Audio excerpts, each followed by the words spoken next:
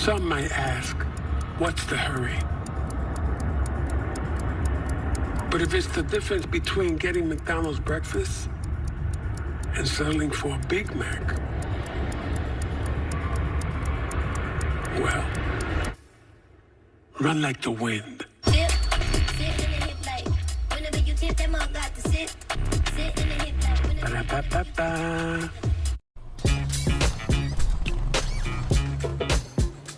It's like that.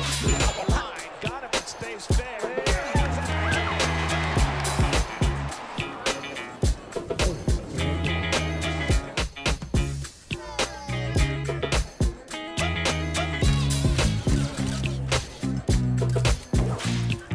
Everybody feel it, come around with the rhythm, it's a sound. Everybody get down when we give it to you. It's like that.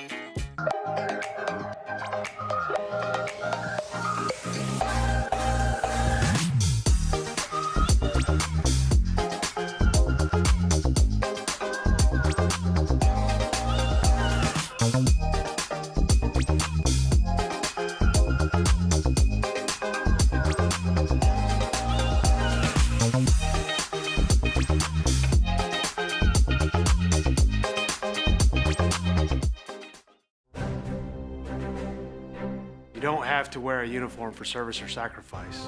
Every day, ordinary Americans perform extraordinary acts of courage and selfless service. Please join us in recognizing citizen heroes who have made a difference in the lives of others through their acts of courage and selfless service in communities across America. Nominate a citizen hero today at themedalofhonor.com.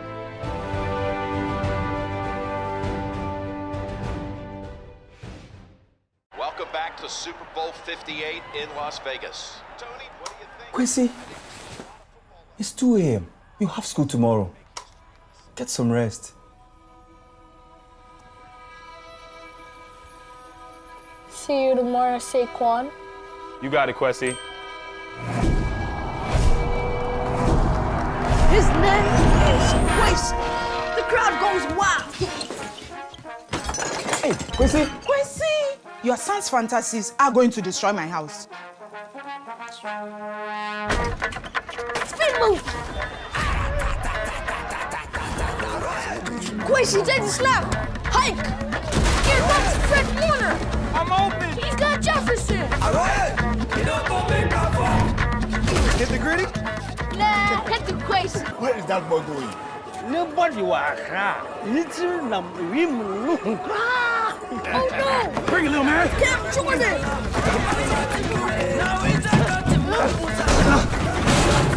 I see them all, Quasi. Quincy's in trouble! I got you. He pitches it to Saquon!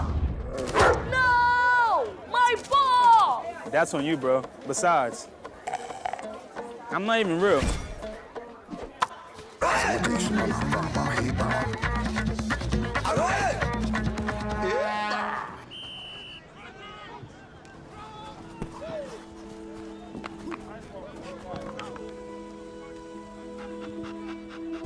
Is this your ball?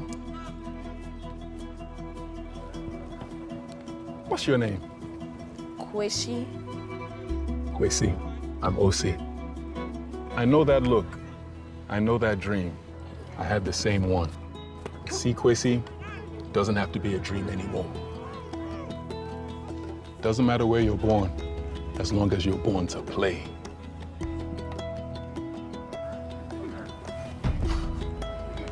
Just making sure you were real.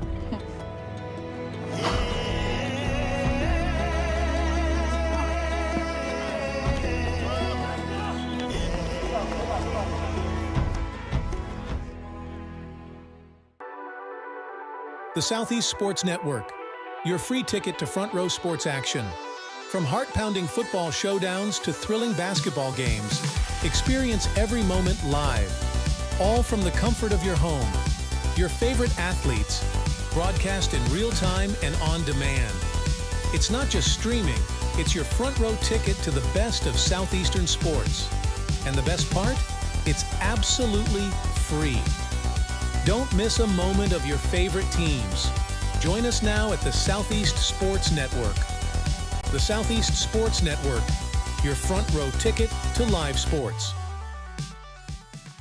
Mental health plays a massive role in professional soccer and in sports in general. We're all here to support each other. We're all here to help each other, and you never know what somebody is going through, whether it's on the field or off the field.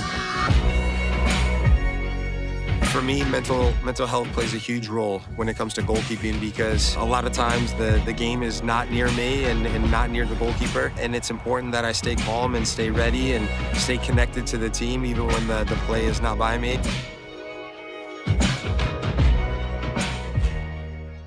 Once upon a time, there was a girl with golden locks.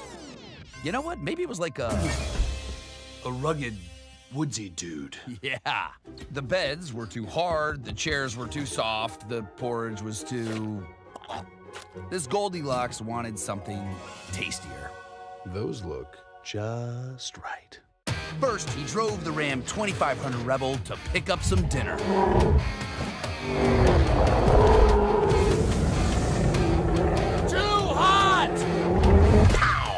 Some really big dinner. Tastes like chicken.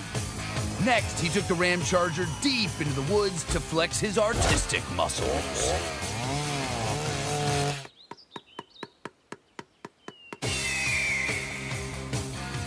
That was the village tree.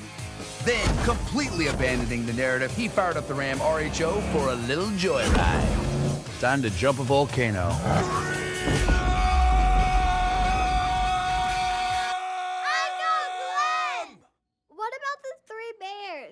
This is my story. But yeah, the bears were there.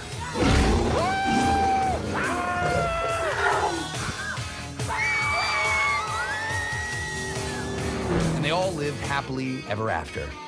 Sorta.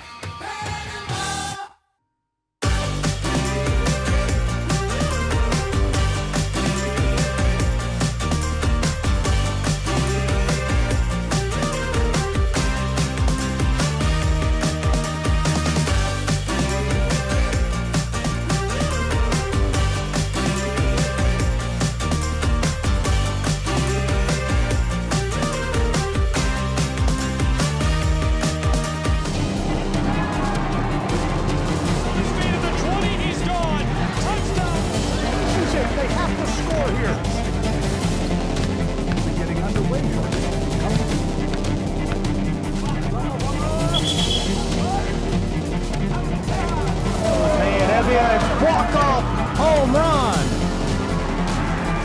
Here's a shot to the right side. This is shaping up to be Here's a strike right side, too.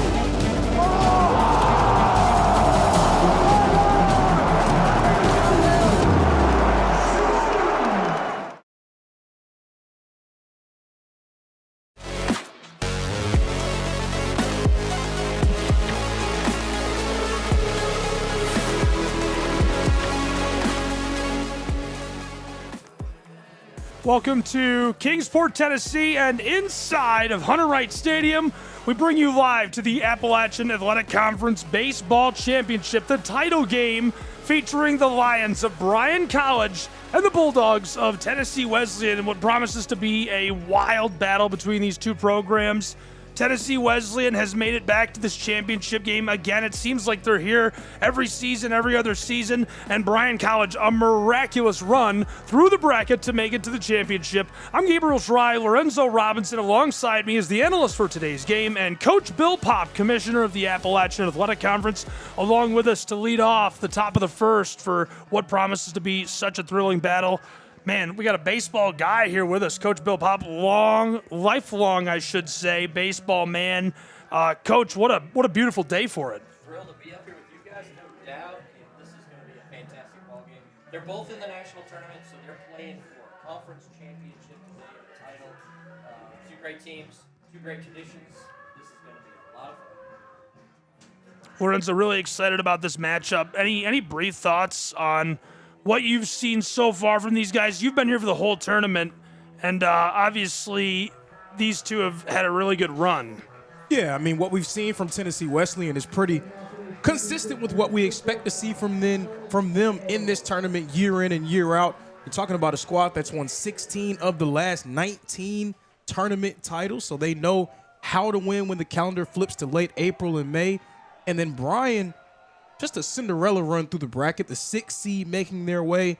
Let's see if they have another magic trick in store for the championship. Leading off, Cyrus Campos for the Bryan College Lions, who will go to bat first.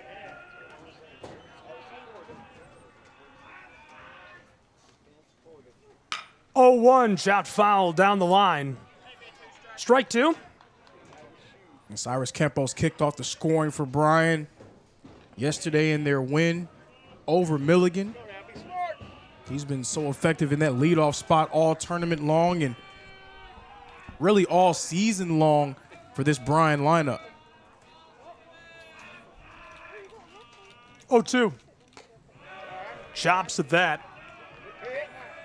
Really interesting piece here down the depth chart a little bit in pitching today, and I won't doubt that we could possibly see Tuesday starters come back and pitch a little today. So keep an eye on those things as well. And he's going to go down one away and doing some work on top of the mound. Speaking of the pitch staff, that is a red-hot start for our pitcher. But, Coach, that's a great point, seeing some of those starters on few days rest coming back in relief. We saw that from Bryan tabbing Tanner Everett to come in and get the save for them against Milligan. So the pitching depth is going to be tested, the war of attrition that the tournament can be. That's right. That's right. That takes us to the second batter in the lineup for the Bryan Lions, Williams. Second baseman. He's a switch hitter. Freshman of the year. And he missed part of yesterday's contest, Lorenzo. I caught that portion of the broadcast over at the softball championship and then came back in and now playing again today. Yeah, we're going to see how that affects him, particularly defensively. He didn't really seem to move as swift as he usually does, trying to field some of those ground balls. He's such a great and rangy defender out at second base. So that'll be something to watch for.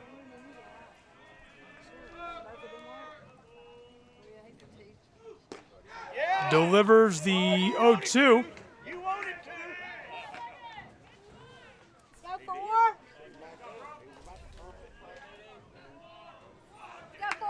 This season, 27 wins for Bryan College, 39 for the Bulldogs of Tennessee Wesleyan.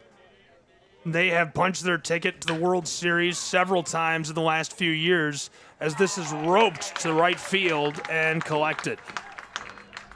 I'll tell you what, guys, last night and watching Bryan the last couple days, but Tennessee Wesleyan specifically last night, some unbelievable defensive plays coming from both these squads. Bryan shifts really good and gets their players in the right position, but Wesleyan, wow, last night a couple plays at second base that were second to none. That one play down the backside is that almost kills our camera operator. There was a crazy play over from third over to first for the Bulldogs last night. I could not believe he was able to trap the ball, collect it, rise and fire in time to cut the man down at first. Absolutely just wild. incredible. Absolutely incredible. You know exactly what I'm talking Here about. comes another one. Nope, just couldn't get to it.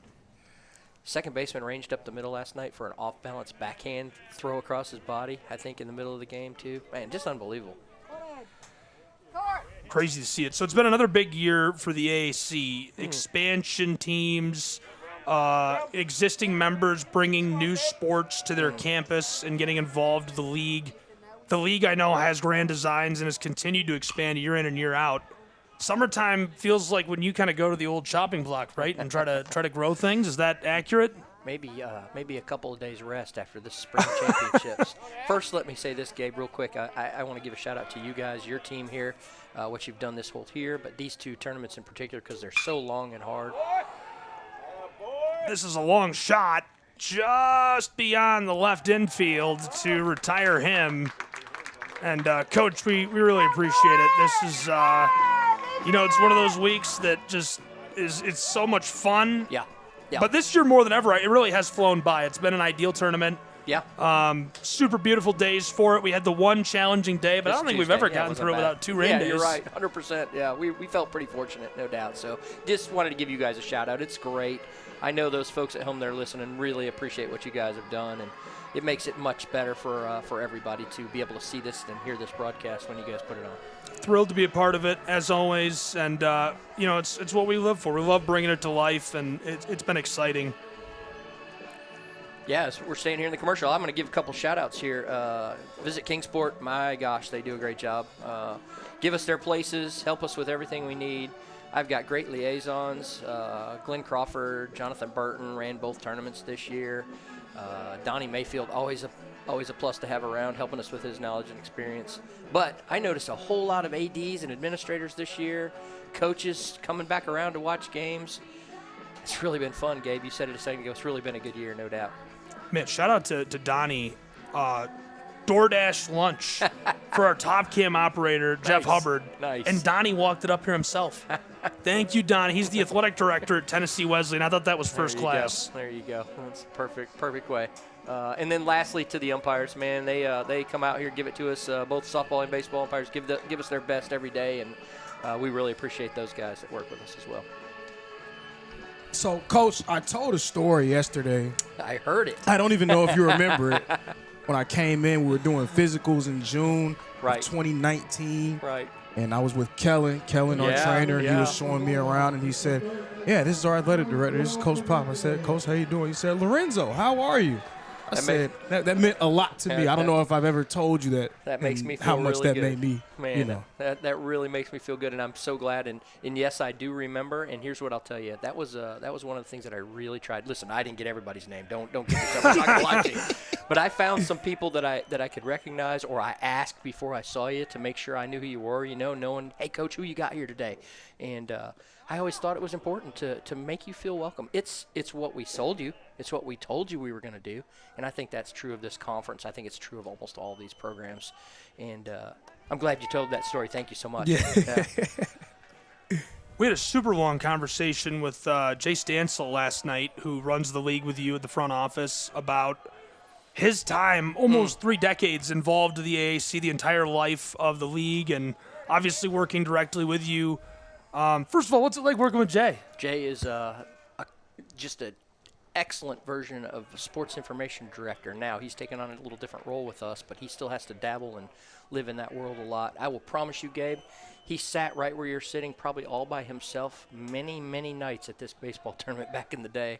And he just does a brilliant job.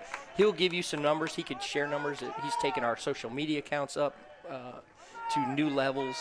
Partnering with you, getting our live streams on the site, letting people see things.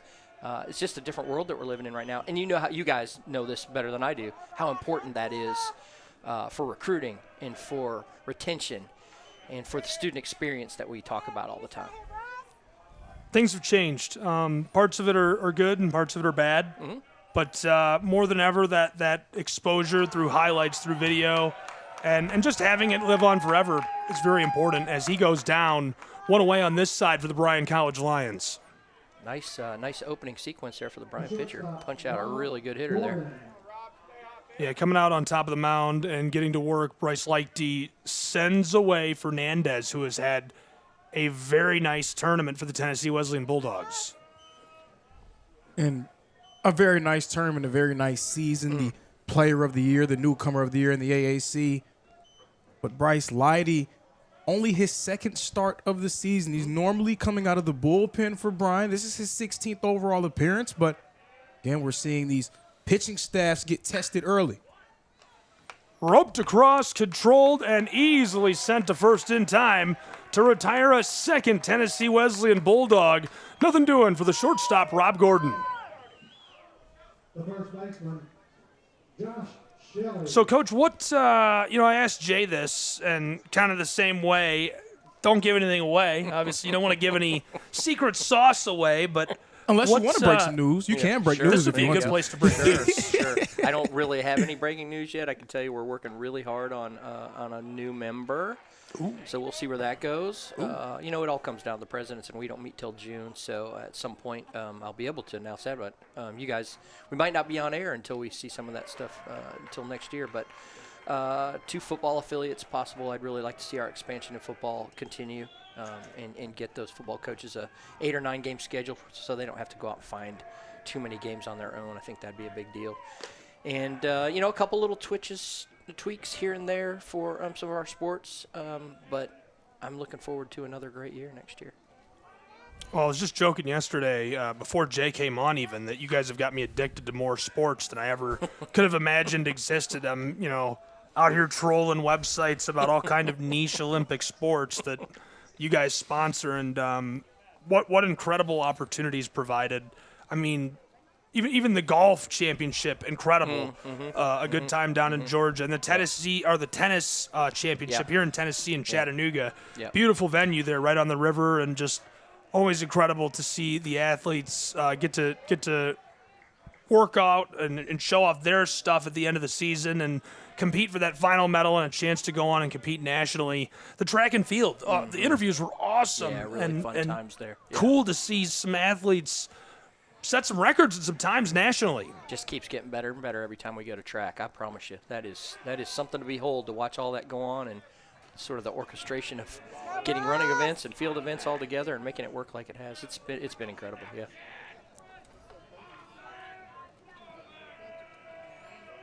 Count is even at 2 and threatening to retire the side with 2 away.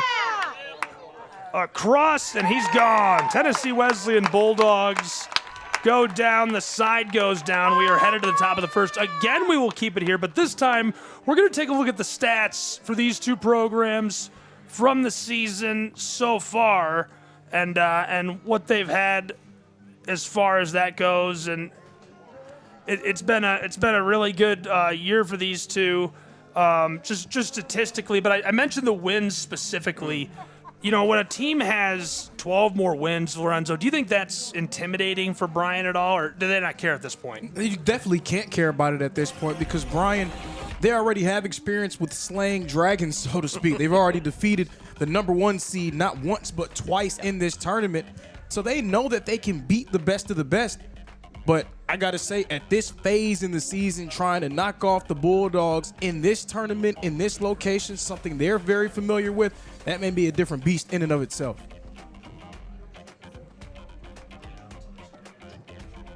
Yeah, Lorenzo, I think you hit that nail on the head there. This is beyond worrying about who's seated where and who's rated here. But, man, that team in blue over there is difficult dragon to slay at this point in the season. They are playing good. Now, give Brian their credit. They've been swinging it like crazy. They've played really good defense. And I expect this to be a good game all the way through. I mean, look what we got, 0-0 in the first. Here we go. Yeah, I mean, you just have to be so impressed with the way that Brian, they started off in the tournament against Reinhardt, and it was kind of part of that 4 through 9 logjam going into this tournament. We didn't really know which team we could trust out of that group. And then for them to beat Milligan the way that they did in that pitcher's duel, finding a way to defeat Spartanburg Methodist right after that, they've won games in different ways. That's how you win at this point in the year. Yep. Popped over the top. You're just joining us, Appalachian Athletic Conference Baseball Tournament. Gabriel Schrei, Lorenzo Robinson, and with us to get this one started, as we're about to see an 0-2 count pitch, Coach Bill Popp, Commissioner of the Appalachian Athletic Conference. Gets a hold of it. He is in trouble in right field as this flies down just inside the line, and he'll be retired back to the dugout. Flying out is Josh Shelley. I'm sorry, excuse me. Flying out, Bryan College Lions man Curcio.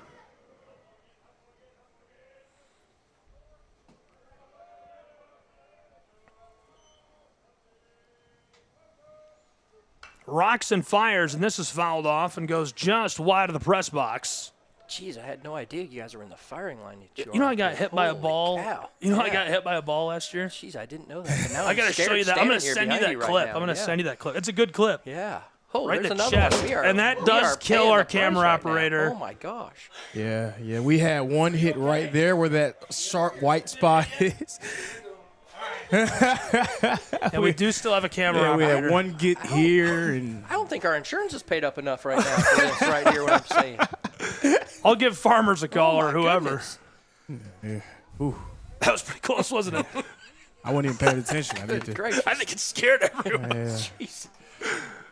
You don't have Close the any time to windows, you react. won't be able to see because they're a little dirty, as I can see. But, yeah, okay. 0-2 pitch just fouled off into the parking lot and probably hit one of our cars. Yeah, that's the way it's going right now. I'm telling you, we're a target. Goodness. Brian at bat, and this is a look at the order of the lineup for these Bryan College Lions as we've rolled through a few of them already.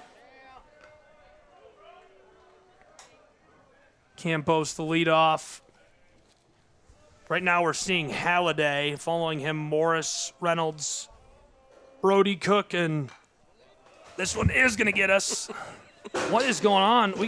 I'm going down there to talk to Mr. Halliday. He's trying to kill us, man. Yo, keep it straight. Keep it straight. Take it easy, Morgan. Man. Man. The 1-2 count could end our lives with one away. Right over the top of the mound, and Halliday, he's safe, but I think we're even safer. A small price to pay for salvation. That's right. The catcher, Jaron Morris. First hit on the board comes from Brian. Yeah, the Bryan Lions, they have 4 young guys in that lineup that are very effective. Denaj Williams, the freshman of the year. Holiday's also a freshman. Jaron Morris, he's only a sophomore. He was a second-team all-conference selection. They're backstopping the outfielder Jack Reynolds also. Look at the lineup for Tennessee Wesleyan defensively, right and left field. Balania in center field. Reynolds on the right side. Around the bases, Shelley, Espinoza, Fernandez at third. Rob Gordon playing shortstop. Tolson catching today, and of course Brumley on top of the mound for Tennessee Wesleyan.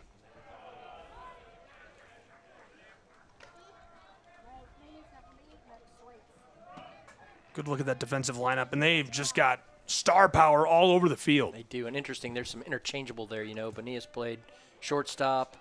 Colton Reynolds has played third. There's a lot of interchangeable pieces there as well. One away, a man over, safely on board at first. They'd love to advance him into scoring position somehow. 2-1. Roped right over the same spot, but this time takes an awkward bounce and able to turn the double play to retire the side, as that'll send us to the bottom half of the second. What a play for Tennessee Wesleyan, who goes back to Matt in a scoreless deadlocked matchup in Kingsport, Tennessee in the AAC Baseball Championship.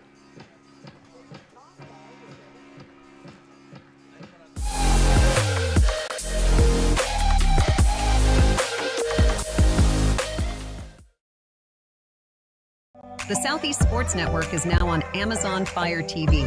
Now you can download the SESN app and watch on any Amazon-enabled device, such as your Fire Stick.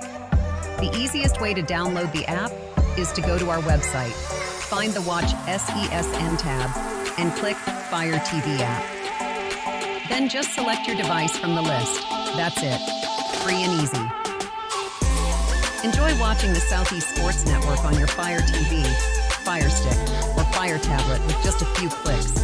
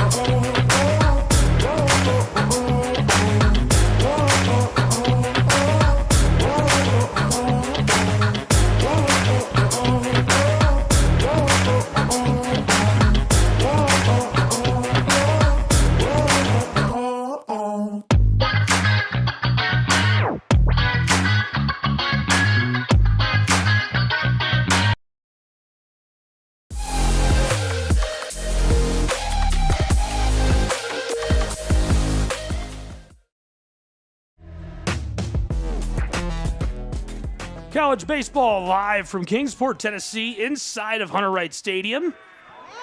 And we are into the bottom of the second inning between these two. It is the Appalachian Athletic Conference Baseball Championship. The 0-1 delivered first from on top of the mound by Lighty.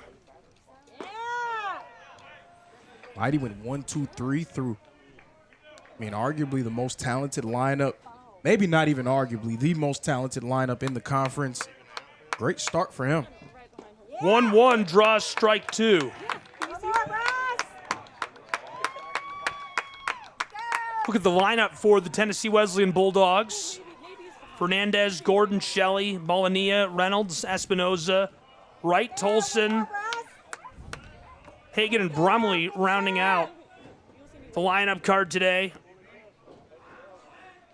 Bryce Lighty on top of the mound for the Bryan College Lions. As this is chopped just down to third, collected and sent in time. No! Pinballed out, and so he's safe at first for Bryan and the Lions. That's going to be a problem. Those are just the type of mistakes that you cannot afford to have happen at this phase of the season. The right fielder, Colton Reynolds.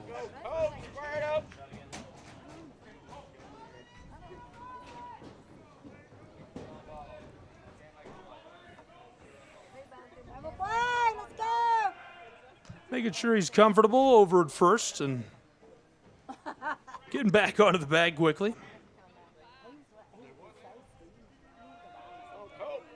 And Colton Reynolds at the plate spoke to the athletic director for Tennessee Wesleyan. He said that Colton Reynolds is having a quote-unquote down year, batting .383 with 14 home runs. I guess down from .411 and 24, I guess. He is such a good player and such a good hitter. It's, yeah, when you hear that, you kind of chuckle, but.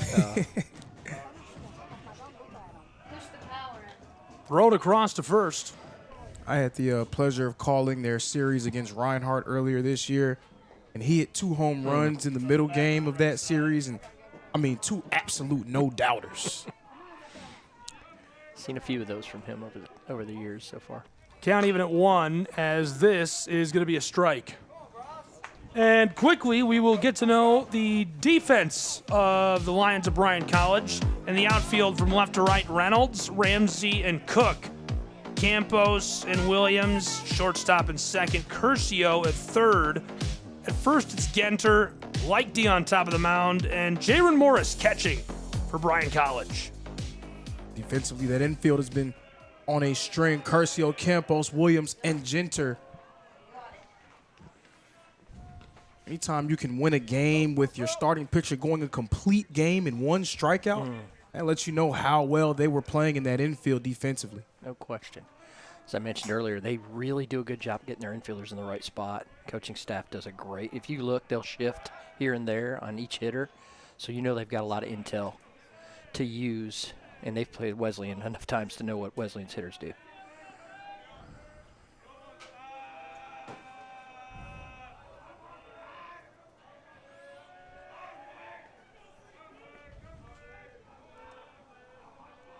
One, two.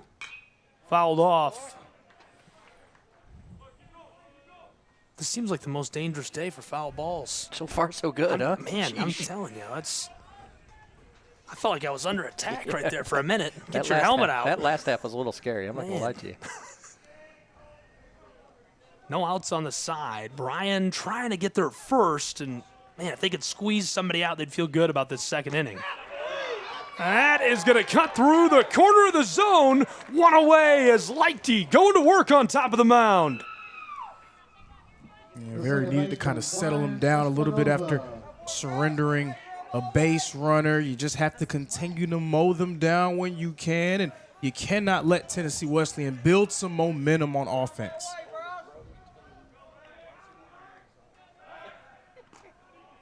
Dropping that over to first.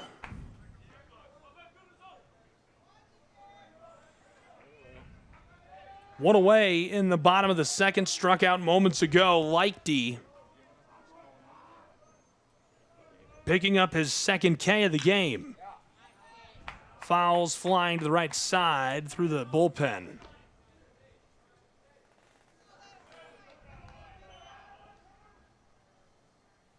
SP. Square it up, babe.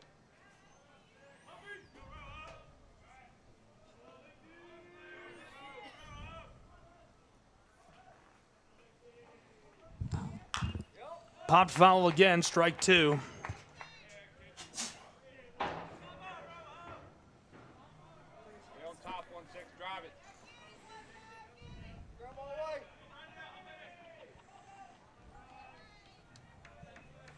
Really intense. Like the energy feels more intense than I remember. Got it. What a parity between softball and this.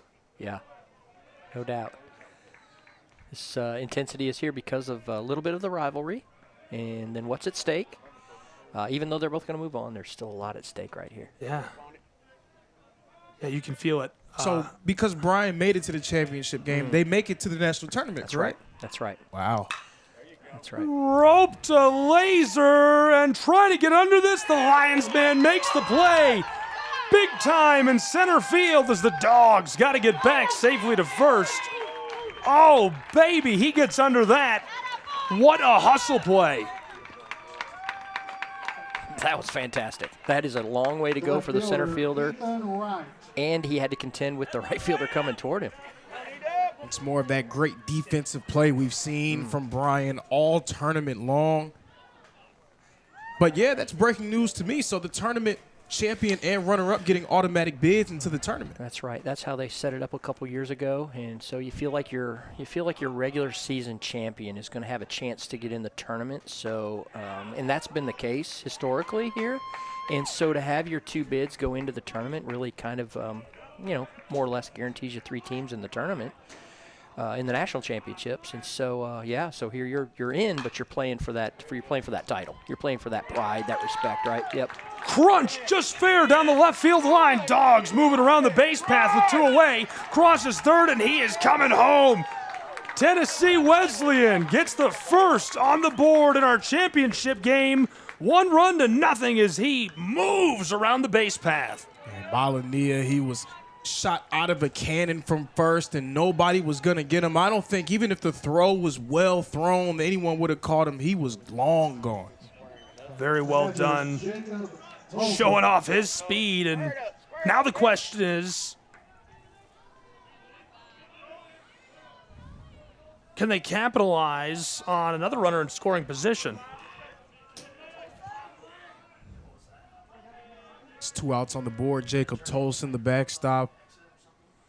Whereas Coach D, Tennessee Wesleyan's athletic director, talked about Tolson's journey through his career, sort of waiting in the wings, stayed around the program, finally got his shot to become an everyday player this season, and he stepped up for them in a major way. He's batting .319 this year. Rope to the shortstop, and well done. Quickly collected and delivered across, retiring the side. Campos rifles that down to Genter, and we're headed back to the dugout for a quick break.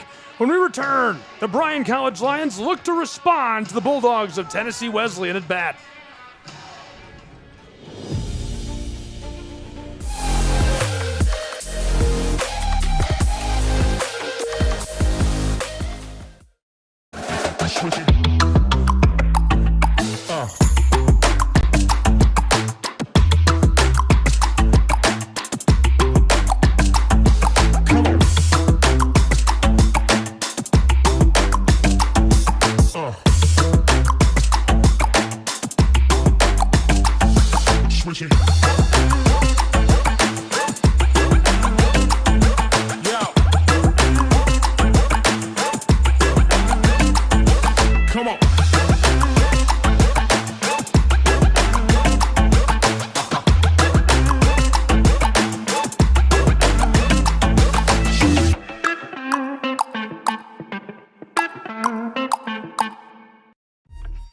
Your favorite teams, your favorite live streams, your favorite highlights. Be sure to engage with us. Find us now on YouTube at NSBN Sports or visit us at nsbnsports.com.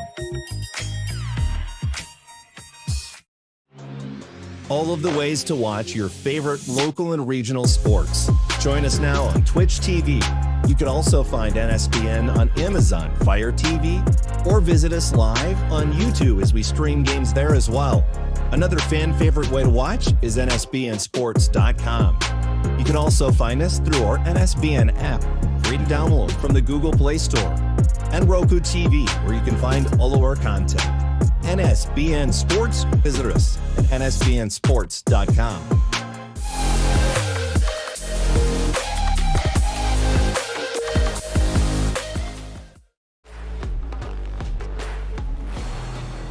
The Bulldogs are in the lead, 1-0, as we enter the top side of the third. And now the Lions trying to respond as they go back to bat, and they've been really good through this tournament. Red hot, I would even argue.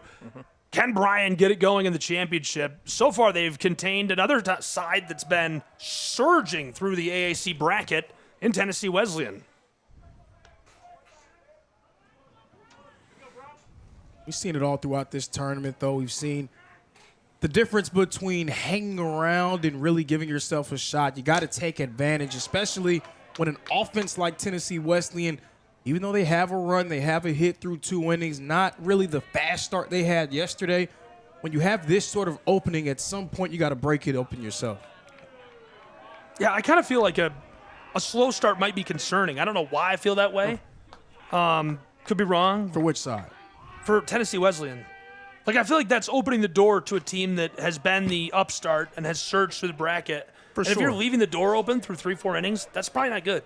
Yeah, definitely. You don't want to keep that door open, but, I mean, if Colton Brumley's going to continue to pitch the way that he has, if you can get these solid innings from a relief pitcher, got to feel confident. I agree with that. Brumley is going to walk his man. On cue, 2 things that hurt, right? Those errors that cost you things, and then here we go, we got a leadoff walk. And you know leadoff walks, you know what they say in baseball, that's the one. So we'll see where this one progresses.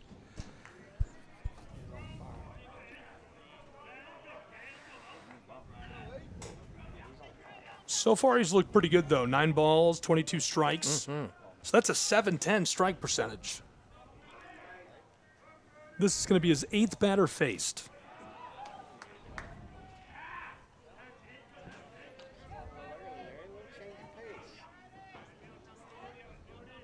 Brody is replacing Jack at the plate, taking his cuts, the first baseman.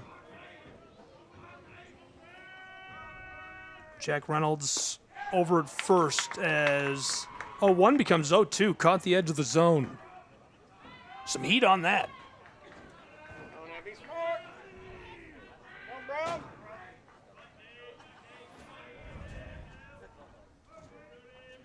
0-2. There it is. Wow, caught the zone, and speaking of doing some work, Colton Brumley, the K from on top of the mound. The right fielder. Well, that's a great start to this side of the inning, the top of the third for Tennessee Wesleyan. Shaking off, surrendering that leadoff man, getting at first, so important and vital. Coach, to you, what is the most fascinating or intriguing part of this matchup? Is there something that your average fan isn't going to see or I'm not going to notice just by looking at the box scores and the stats? Yeah, two or three things. How they're going to use their pitching staffs today. Like, where do they make their moves? Can they get deep with the guys that are on the hill right now? Both of them maybe midweek starters or relievers. And so how's that going to go? And then do they choose to generate runs, or are they going to try to let their offenses kind of go like they have? Because Tennessee Wesleyan has bunted in the past. So has Bryan. They'll move runners with hit and run. So it's going to be interesting to watch how the offenses progress today. Got a good piece of that, but he is in danger as it's looking like he'll fly out to right field. And the Bulldogs, man, able to collect with no effort. Proving under that, Colton Reynolds sends him back to the dugout. Yeah, not quite far enough, long enough, for in the right position to be able to advance that lead runner. I love what we had Donnie up here last night as the Dogs rolled to a big win, and we talked to him about Colton Reynolds, and he says, he's kind of down this year, and he's hitting like 380. Yeah, that's crazy. Oh yeah, he's down. Crazy, yeah. Almost hitting 400. Yeah. 2 away, Brumley rocks and fires that. Well done. As we work our way back to the top of the batting order for Bryan, so They've seen Brumley one time through. They're hoping this second time through the order they have more of a read on what he's going to be doing on top of the mound and try to make plays from there. Strike two with 2 away, fouled off over the top. Definitely want to see Cyrus Campos get going. He has been a on-base guy for them, and when he gets on, he generally comes home. Hit and run. Got a hold of that. Hit and run is right. Here come the Bryan College Lions with 2 away. He's at third and going to stay safe, but in prime scoring position. Bryan College looking to bring a man home with 2 down and runners on the corners. This is very similar to what Cyrus Campos did yesterday. He had that early strikeout, but then eventually he got a read on those pitches. He felt into a good rhythm in that batter's box and just continued to get on base. A guy who gets on base 46% of the time. Huge. And there it was. There's a coaching decision to make a batter swing at a ball and get a runner in motion to really get your offense started again. That was really cool. That was really great. Well executed play for sure.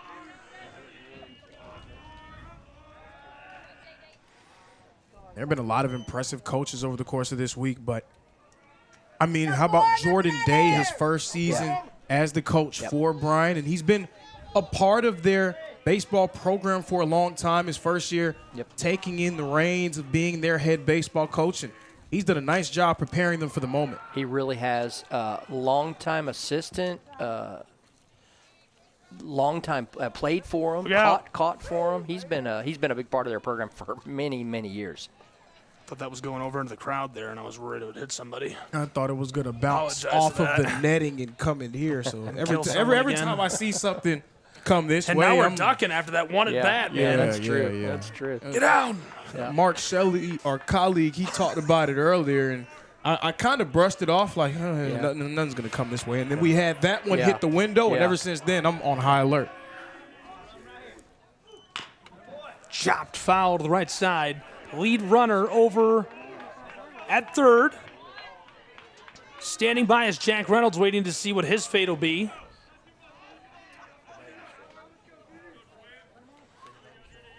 Behind in the count, 0-2 already is Crumley.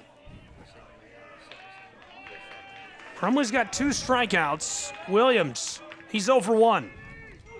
The 0-2 is skied, and a gray sky. Can they track it down? With the Oakleys looking cool to retire the side. That's going to send us into the next half inning in a really good battle. The bottom of the third coming. Bryan College and the Lions will try to slow down these Tennessee Wesleyan Bulldogs again at bat.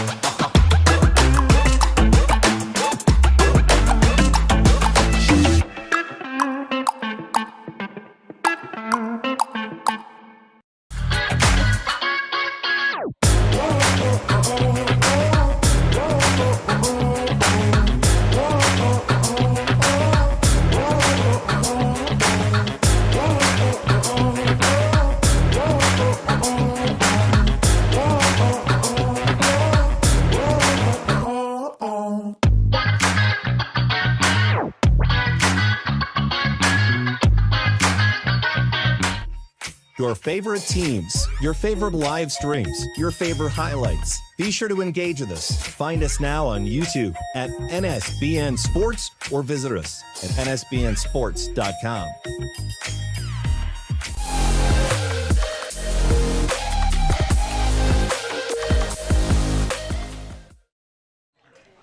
Looking in on the Bulldogs of Tennessee Wesleyan, who are now at bat. And boy, these guys are going to be fired up. Leading off is Hagen Escoto, who's the DH. Escoto even being in the game right now was a nod to the depth of talent that Tennessee Wesleyan has. Escoto came into this tournament batting .353. He's played in 35 games, but surprisingly, this is the first time we're going to see Escoto all tournament long. Interesting.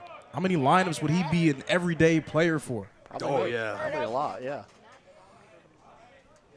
Yeah, I don't, that's one thing I struggle to convey to people, like the quality of the AAC, and people don't know. I mean, this is going to be roped across, collected at second, and sent to first.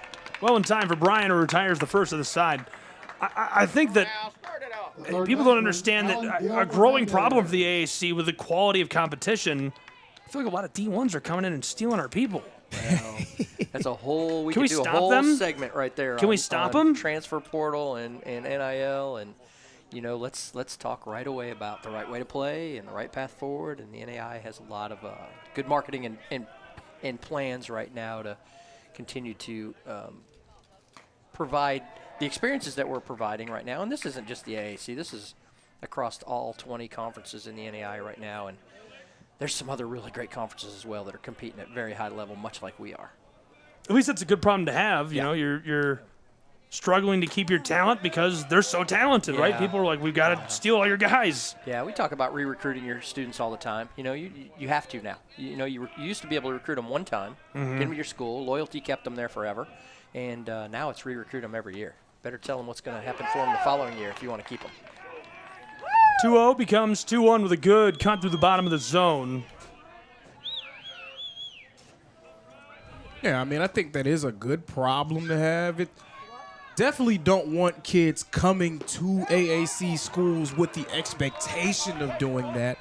But if you're good enough and you produce at a high enough level, then I think there's a way to go about it. And I'm sure if you had these conversations with your coaches that I'm getting these chances and you're not doing it under the table, I'm sure they'll help you if you want to move in that direction. So there's definitely a way to do it without alienating these institutions. That I It's couldn't agree fine with line. more. I could not agree with you more on that point you just made. Absolutely right. The count is full with one away. Payoff pitch is going to walk him. So a good start on this side for the Dogs. Hernandez will take his place at first. The shortstop. Here comes one of those interesting Gordon. moments we've been talking about. I'm going to call that we may see a little push bunt right here toward third base. He bunts well. He runs well. This could be one of those moments right here. Rob's had a really nice tournament. He has Yes. been really involved in this, especially on the offensive side. right. But And Coach, that was a good call about his ability to bunt. He didn't. They held off. So early in the game still. Coach Barry going to roll the dice, let him swing, which they do well also.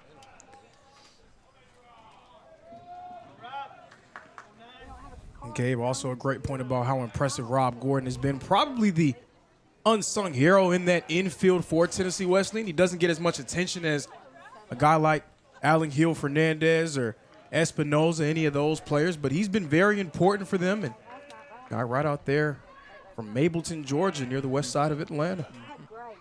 good spot. Oh, there it is, fellas. Great bunt, just rolls foul. That was a good look. That was it. That's that play. We've been seeing a little bit of that in this tournament. He's done that a few times, put pressure on the defense. If you succeed in the sacrifice, your runner's in scoring position. If you succeed for a base hit, you're first and second and nobody out.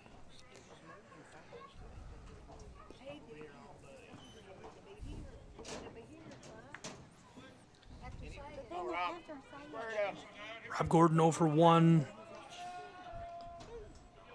Olania standing by in front of the dugout, waiting for his turn to take his cuts. Josh Shelley in the on-deck circle. One away. Fernandez was walked as that goes to rise our count to 1-2.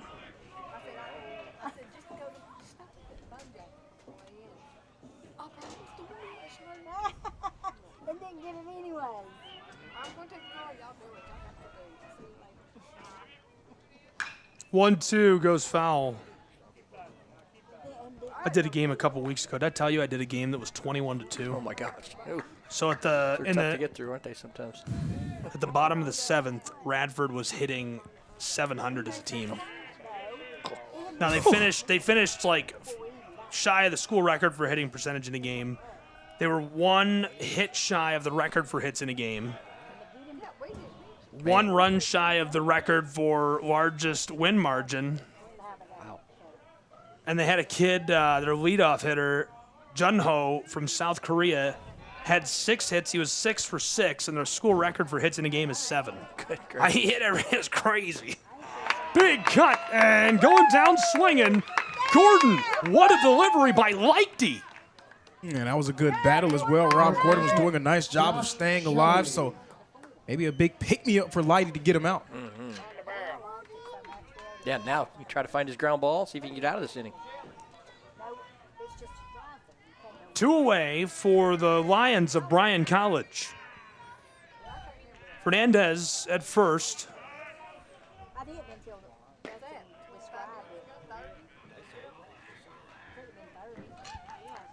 In the last half inning, Tennessee Wesleyan scored with 2 out. That's right. The ability to produce runs in the pinch like that is super impressive. And this could be another run produced on cue all the way to the wall. They are in terrible danger as that is perfectly placed out up against the boards, but able to get it back in time to hold them both in scoring position. The lead runner at third, and of course, out at second, our man who just cranked that. Josh Shelley now coming to bat.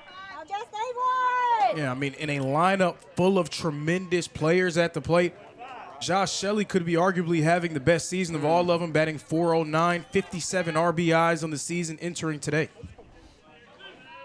Gosh, he had such a hot start and had a little bit of an injury bug for a bit in the middle of the season, and boy, he's coming back now really well. Corlin, eat. All right, now you ready? No candy if you don't eat. Eat. That ain't gonna help either.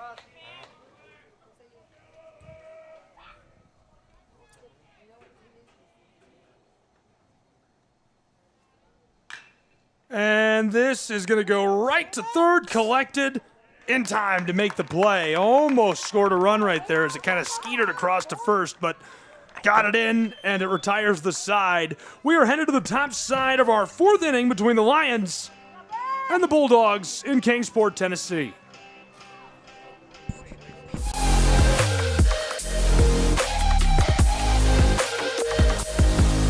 The Southeast Sports Network is now on Amazon Fire TV. Now you can download the SESN app and watch on any Amazon-enabled device, such as your Fire Stick. The easiest way to download the app is to go to our website, find the Watch SESN tab, and click Fire TV app. Then just select your device from the list. That's it. Free and easy.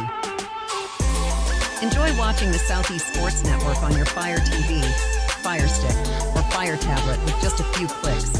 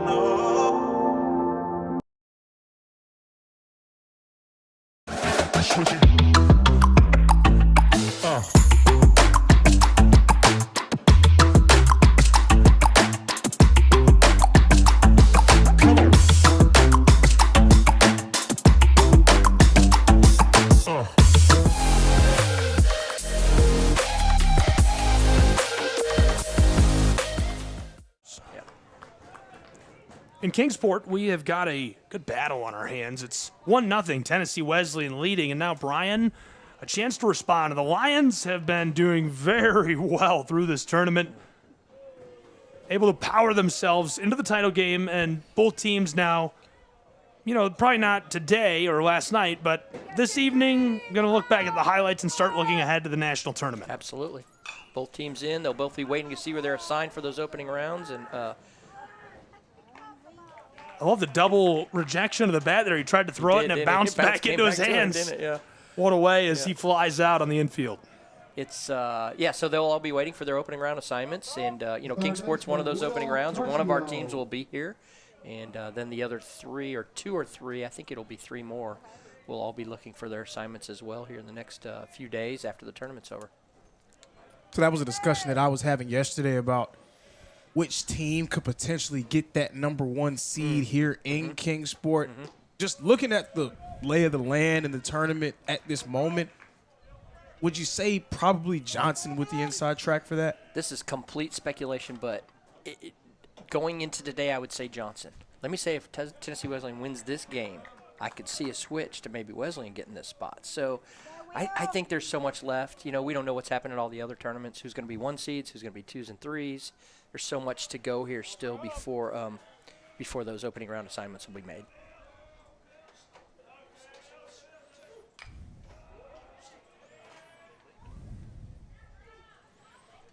Fouled straight back right there. 2 strikes now. Yeah. Still cruising pretty well, staying ahead of the hitters. Other than that 1 walk last inning to start the inning, he's really done a good job today. Man, has he been on top. We're going to see what he could do here against Carcio. Carcio had a big-time home run in that win against Milligan yesterday. Interesting conversation yesterday as we were talking to Coach Day between games. Yesterday he was kind of sitting up there with us where we kind of all hang out and watch the games up there, and he said they've scored 20 of their 25 runs-ish or whatever that number is. It's close to that with 2 outs. What a big deal that is.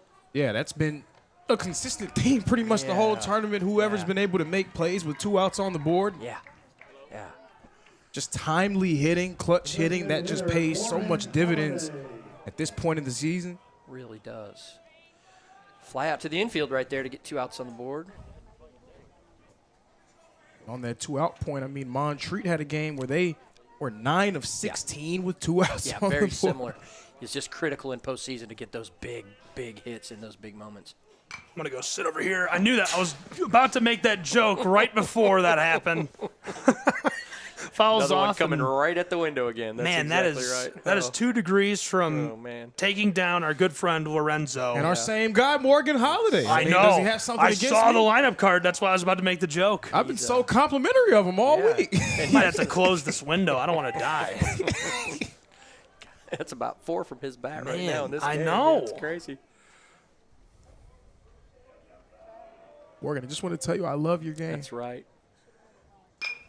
The game flinch, up here flinching. The flinch, he gets the Fly ball shot to to right field. He's midfield. flinching right now. It flies that's out. funny. I just assumed it's coming for us after that one. Self-preservation. It's going to retire the side. It's 1-0. Love it. Tennessee Wesleyan in Kingsport.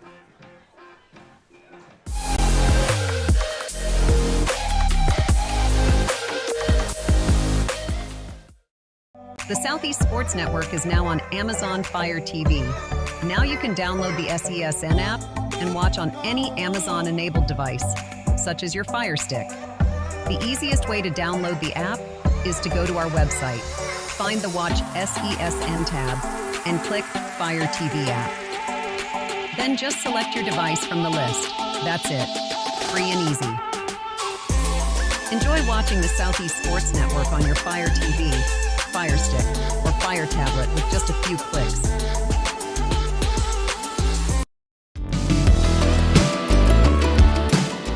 Want to watch your favorite Southeast teams in action? We've got you covered. Stream live games and highlights on YouTube, Twitch, Amazon Fire TV, Stream TV, and more.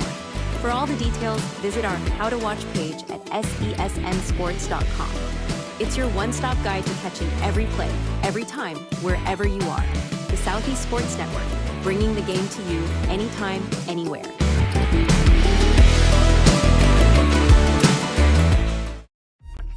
Your favorite teams, your favorite live streams, your favorite highlights. Be sure to engage with us. Find us now on YouTube at NSBN Sports or visit us at nsbnsports.com.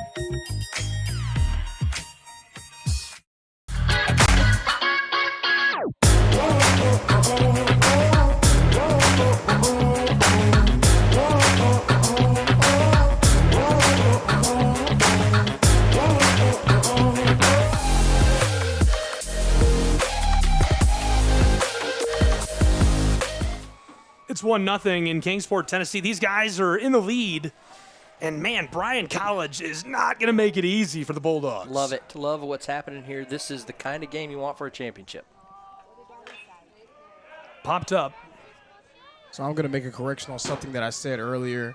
I called J-Ron Morris a second-team all-conference catcher. Actually, a first team. Oh, nice. Okay. He's the second catcher on the first team. Oh, I gotcha. Okay. So I want to go ahead and qualify that. I want to give him all his flowers because, I mean, he's been so great for Bryan all season long. First-team all-conference performer. And only a sophomore. The future is very bright for him. Great point. Well, congrats to him. That's quite the accolade. No doubt. Love seeing the underclassmen produce and seeing these programs continue to be strong year in and year out, like Tennessee Wesleyan. Yeah, they gave everybody the model, right? Didn't they? They've sort of showed you what you got to be if you want to be a national level contender and want to win conference games. And listen, 5, 6, 7, 8 schools right behind them that are all doing it right now. You know, trying to find their way above them somehow or another. And this year was a good example. Milligan and Johnson in the regular season found their way above them this year, right? Yeah, Coach D brought up a good point. There's these teams that come up and rise up and become competitors with them year in and year out. And then they kind of fall to the wayside a little bit. And then there's another team that rises and falls. That's right.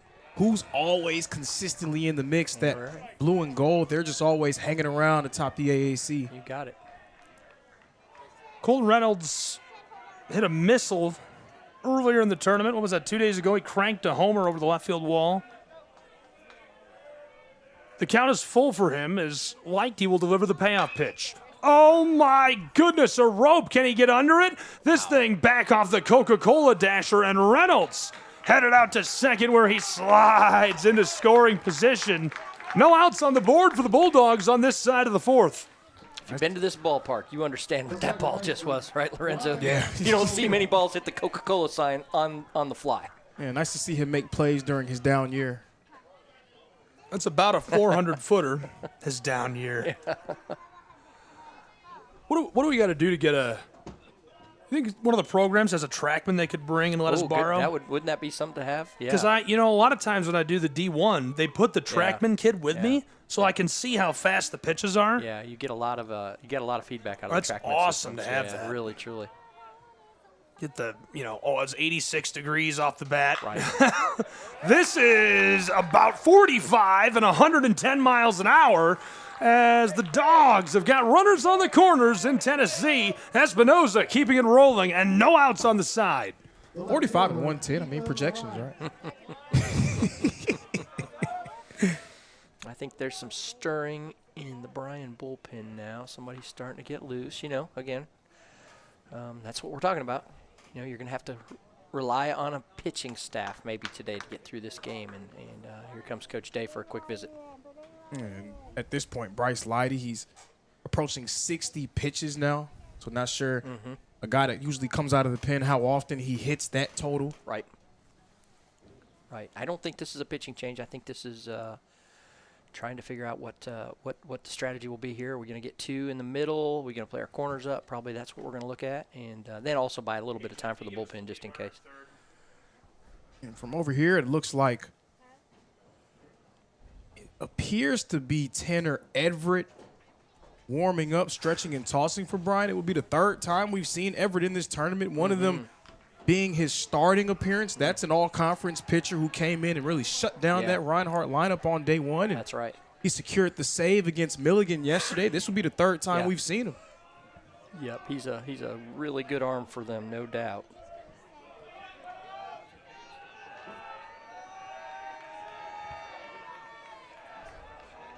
No outs, runners on the corners, a prime chance for the Dogs. This is the best situation they've been in the entire game so far.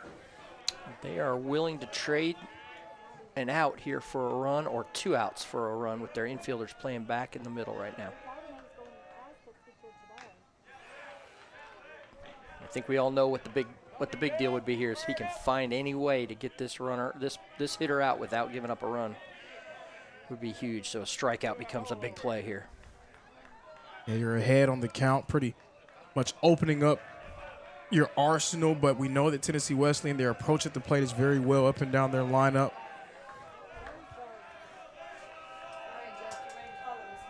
0-2. Wow, real close to the edge of the zone. Yep. Good 0-2 pitch. See if he'll chase. Yep. That's what you're looking for here. I thought he would. I thought he was going to cut at that. A lot of tension. You can feel the pressure on the mound on the Lions. Every play, every pitch right now. Don't run. You gotta walk. Feel it. Right here. Justin needs to come down here with a ready one ball. Rocks and fires the 1-2. Choppered foul.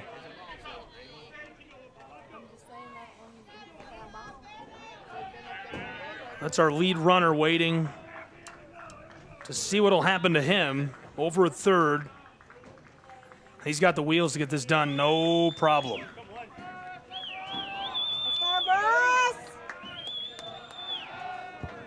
Ethan Wright is 1 for 1 in this championship game. He's got a ribby as that's going to roll foul. Just got a piece of it, just off the catcher, maybe got the umpire too. I'd expect out or not a pitching change either on this AB or the next one. Looks like he's cranking it. Sure does, doesn't it? Espinosa's at first, Colton Reynolds at third, and this ball is floated to center field. Reynolds tagged up and does not come home. I thought he would come on that play. In center field, flying out. Ethan Wright will head back to the dugout now, 1 for 2 in the game, and followed by Tolson, who's 0 for 1, the catcher. Just one away, though, so still a lot of rope to play with for the Dogs. That's low. That's a little bit of a base running mistake, in my opinion. I think he was late tagging, and I think he could have scored. I think so, too. I was surprised he didn't come. Yes. The game within the game at this point, too. Those kind of small mistakes that could potentially mean something. If Tennessee Wesleyan can't get a run across, we'll look back at that one as this game continues. And now you're absolutely looking for the double play ball here in the inning. And Brian's been making crazy plays. I mean, it wouldn't shock me at all to see them turn one. But how huge would that be? You can find a way to get out of this inning unscathed.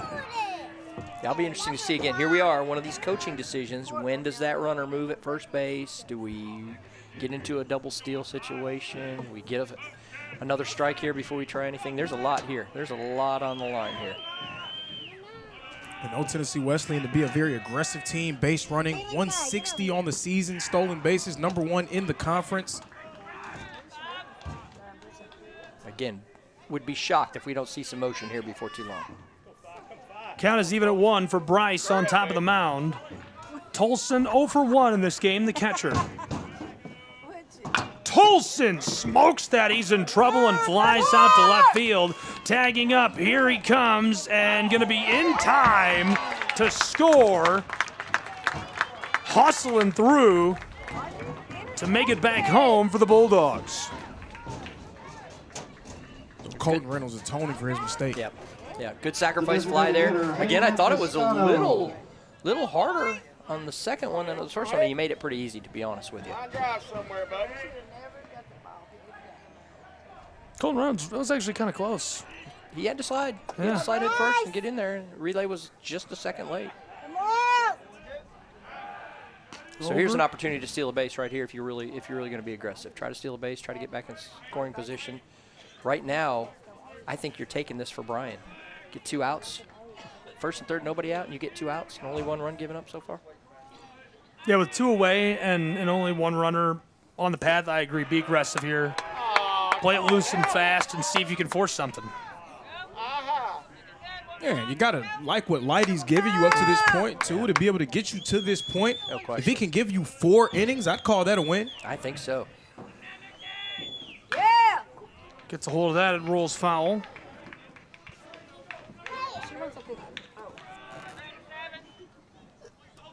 Behind the count, very quickly.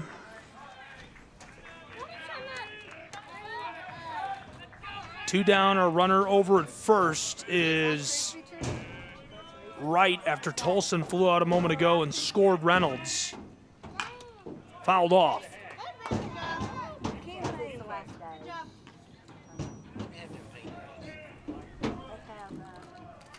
Count remains 0-2.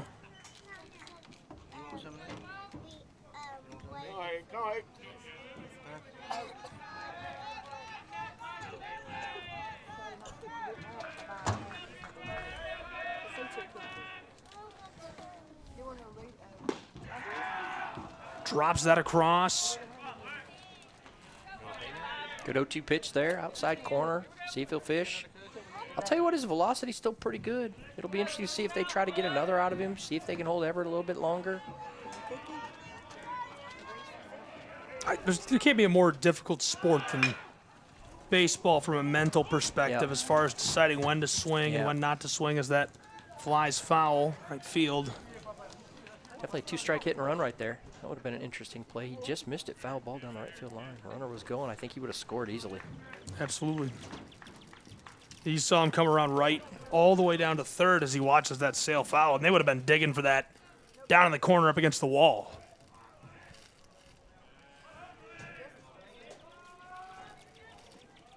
We got a crowd mic down there. Yeah. There's 2 little old ladies with their granddaughter. I love it. They're eating snacks, right? But that's what you're hearing is the crinkling of their snacks.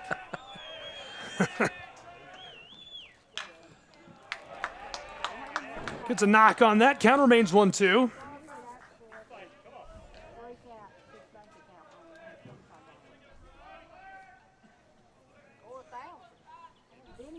It's tension really palpable in this. It really is. I remember how fun our last few championship games have been. They haven't felt so tense, and there's some real intensity going on in the venue. They were tense for me.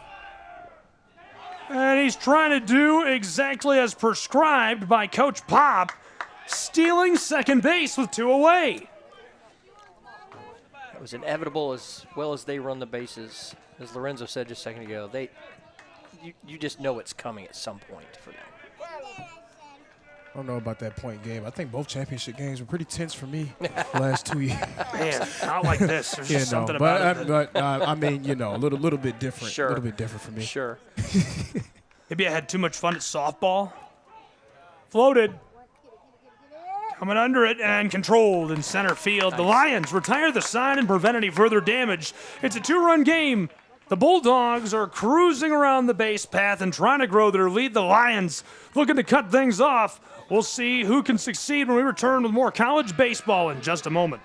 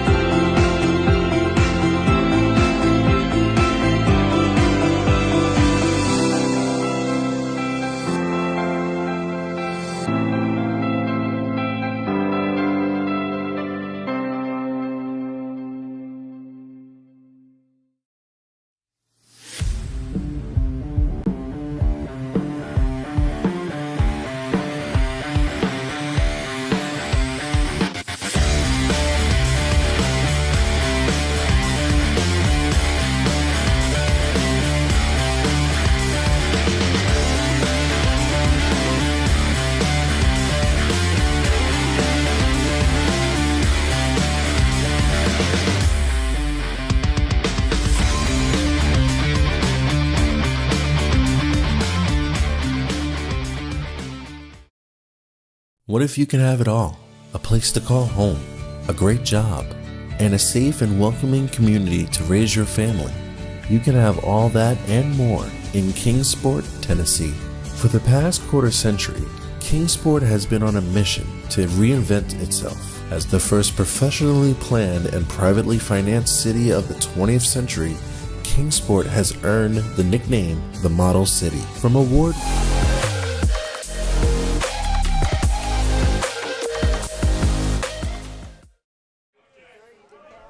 Top 5 already, cruising.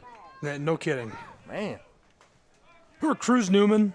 Oh, I do. Man. Yeah. I've tried. That was a great definitely name. Remember. Yeah. Oh, boy.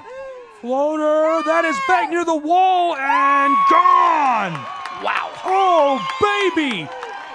Cruz Newman's spirit is with us today as that's a Cruz missile over the left field wall. That thing is out of here. First team all-conference selection, J-Ron Morris. Man, what a spark. That's the kind of thing that gets you going right there. Bryan College, for the first time, you can feel the energy at Hunter Wright Stadium. Yeah. And they've got some fans here kind of getting involved, making some noise. Tennessee Wesleyan has got to extinguish that flame quickly. Wow, what a swing. That's what you're looking for. Holy cow. He crushed that.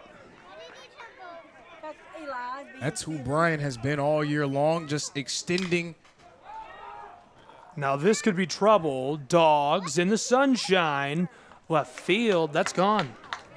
Bryan extending their home run lead in the AAC. They're the most prolific home run team in the conference. Tennessee Wesleyan second at 62. Bryan, 102 home runs. Isn't that crazy?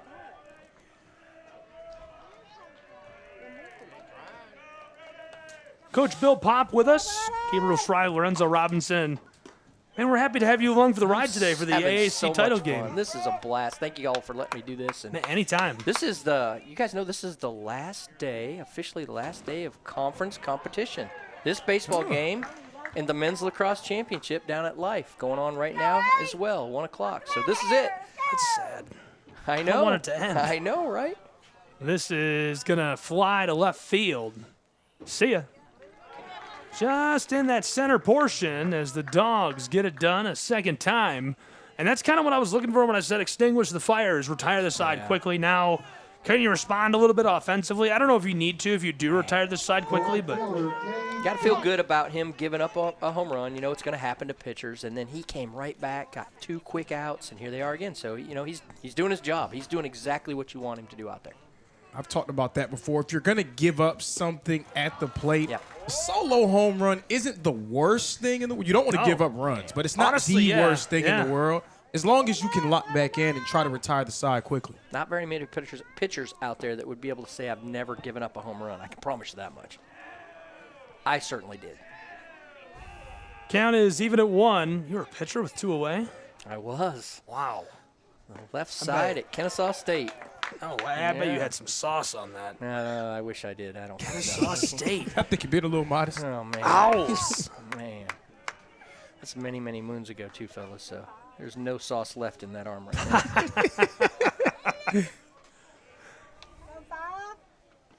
I don't know. We could start rolling up to conference matchups like this, just 3 deep. Here comes the commissioner. There you go. There you go. He's loving it. Count even at 2 with 2 away, and that is low. I thought he was going to let it have it. Yeah.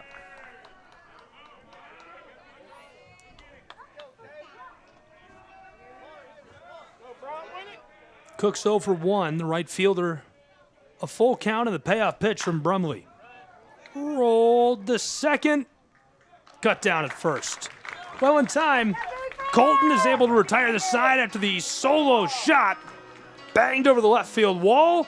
It's a 1-run game in the Appalachian Athletic Conference Championship. We'll see you in the bottom side of the 5th.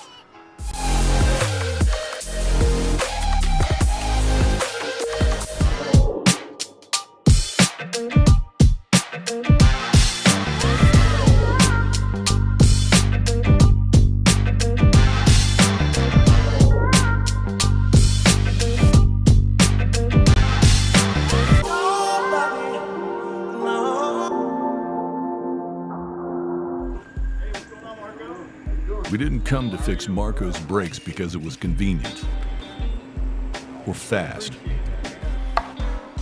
We did it because Marco has bigger fish to fry and a lot of hungry people to feed.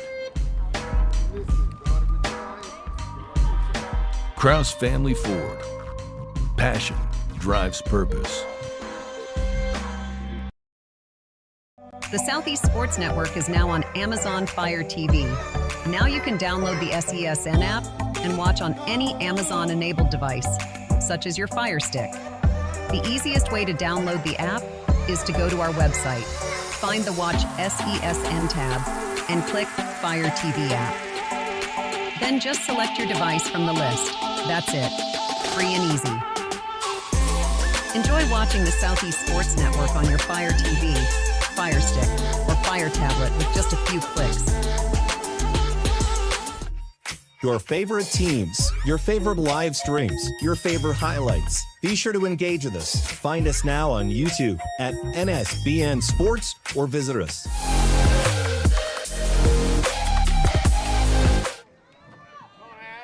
We're back. It's 2-1 Tennessee Wesleyan Bulldogs after a solo shot. And that thing was gone. Great swing.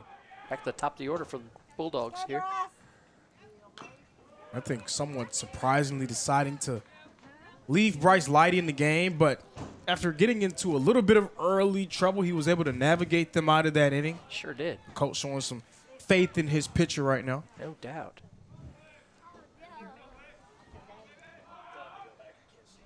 And also a new guy warming up in that bullpen as well. Counts even at 1 to lead off this side.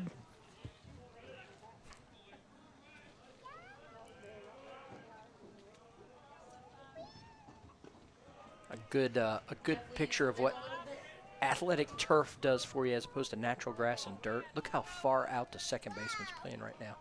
I mean, he can get a 2-hop ground ball there and throw it to first base without a problem. Isn't that crazy? The angles this creates for you. Yeah, a lot of bounce. Yeah. Especially a rangy infielder like Denaj Williams as well. He's a great athlete, so that just intensifies that advantage for him.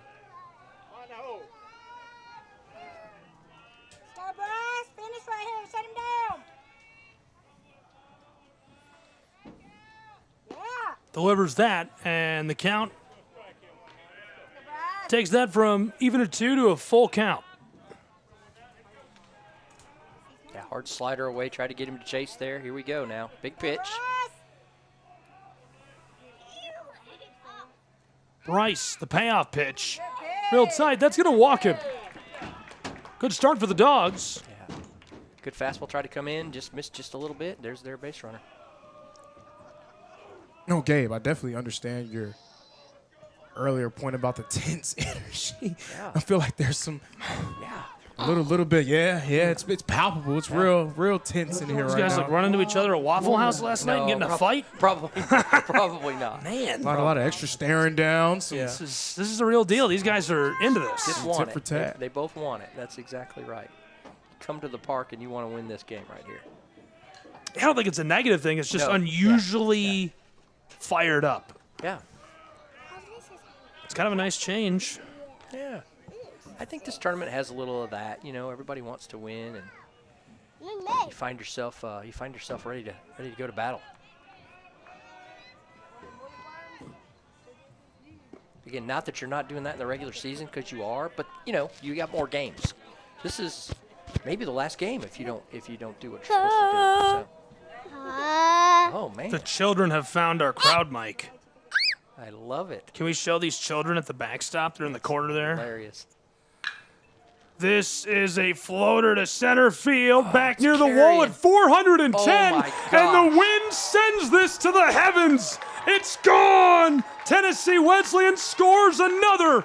3-1 Bulldogs lead as he absolutely smoked that 435 over the center field wall. And for Rob Gordon, the Mapleton, Georgia native, what a time to hit your first home run of the season. Wow, guys, I've been to many baseball games at this ballpark before. Wow. That, and I know there's a little wind blowing, but that ball was hit a long ways. Dead center is 410. And he carried it over that 30-foot wall. I mean, that ball was hit really good. That ball was hit. Wow. Oh, my goodness. Looks like we're going to have a pitching change finally here for Brian. Gosh, did he do a good job holding them in this thing for as long as he could, too. Yeah, and I don't want to give Coach Day too much grief because I think he's coached a phenomenal job for Brian, but maybe just a hair too long potential. It's so difficult to say.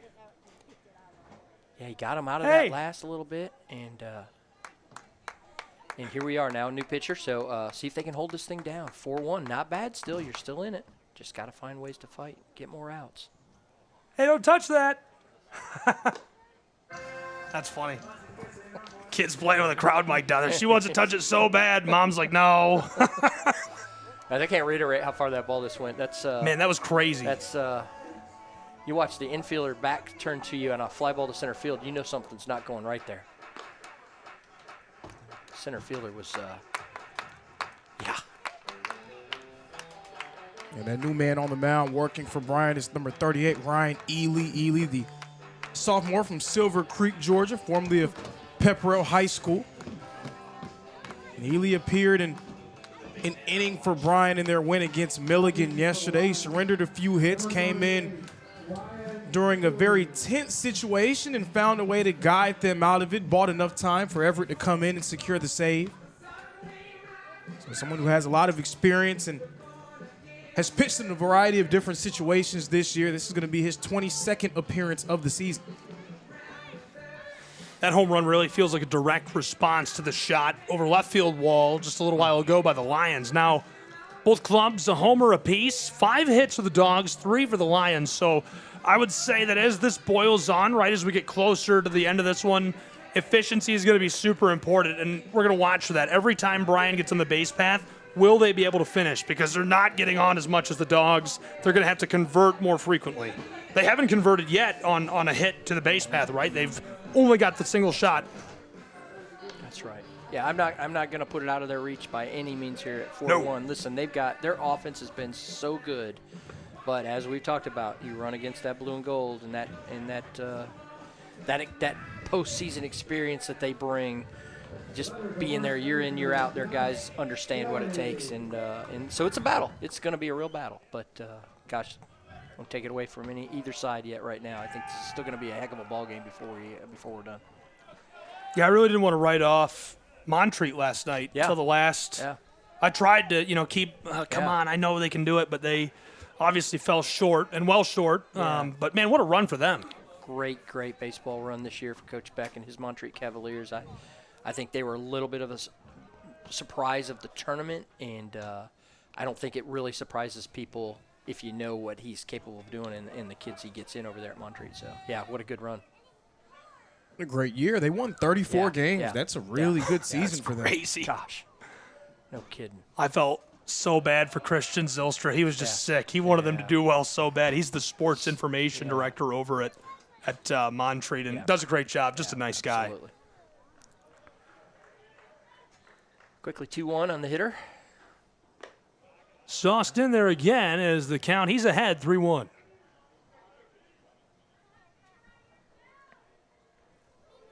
Man, the Dogs ERA 180. Mm-hmm. And all on the arm of one man. As we got a new pitcher on the mound for these Bryan Lions. You were telling me about him, Lorenzo. And the count is full. Payoff pitch, flown center. He's in danger. Second base, roving back, gone. One away on this side. Fantastic job coming in and settling it right back down, getting it out. Exactly what you want out of your bullpen.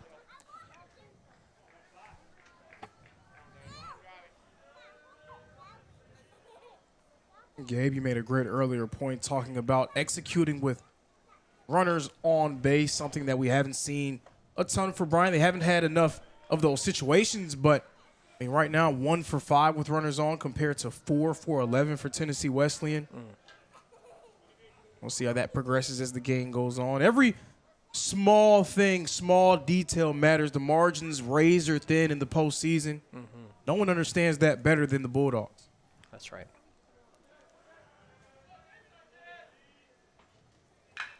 Good shot across. Can he run it down? Back on the warning track. This one bounces over the top for the ground rule double. Love it. You might as well celebrate. You almost knocked that thing clean out of here, too. That's right. Now we're starting to see the bats wake up for Tennessee Wesleyan. It took them a little bit to get into that rhythm that we're so used to seeing from them. But, I mean, if you look at the numbers, they're very capable of making these type of things happen. A group that mean, scoring in the double digits is not foreign to them. That's something that they expect. Yeah, absolutely. So much depth in this lineup, you know. It's just so hard to, you know, to focus on where you can find an out, you know. You just got a pop-up from one of their better hitters, and then the next guy drops a double on you. So here we go. 6 hits to the 3 of the Lions. Same number of at-bats separated by just a pair of batters. 316 average to the 176 of Bryan to this point. Now, I wouldn't be too discouraged if you're a Lions fan. I think they're going to get a couple more good hits out of this, but that's the point I was making about converting on the base path as this is rolled, lost at shortstop, and he's going to be in time. Now it's loose back toward the chain link. Here we go. Bulldogs moving down to third. He's going to stay put. 2 runners in scoring position with 1 away for Tennessee Wesleyan. Bryan going into some trouble there. The error really coming up big for them. They're now up to 3 errors in this game, and as great as their infield has been defensively, they have made a few costly mistakes. They haven't costed them a win just yet in this tournament, but again, you're going up against a team that knows how to win at this stage of the year. Those can be debilitating for your chance. Just hard to give outs away sometimes to a good team. You're right. And here's another chance for him. Shortstop again, and he's able to get a second out of the side, but more importantly, Tennessee Wesleyan is going to cushion that lead to 4 runs, tagging up and coming through well. Yeah, to Lorenzo's point just now, that's one that shouldn't have happened. That's one that you should have been out of the inning right there. So tough break for Bryan.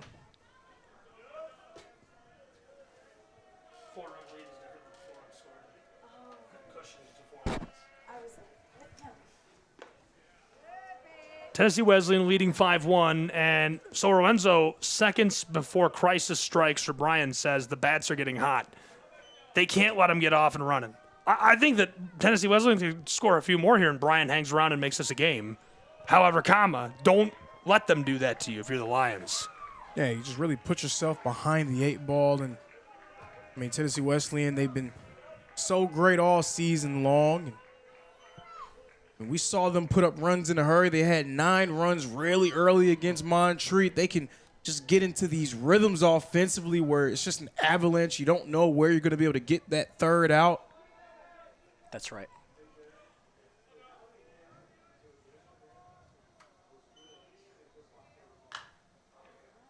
Floater. Fouled off.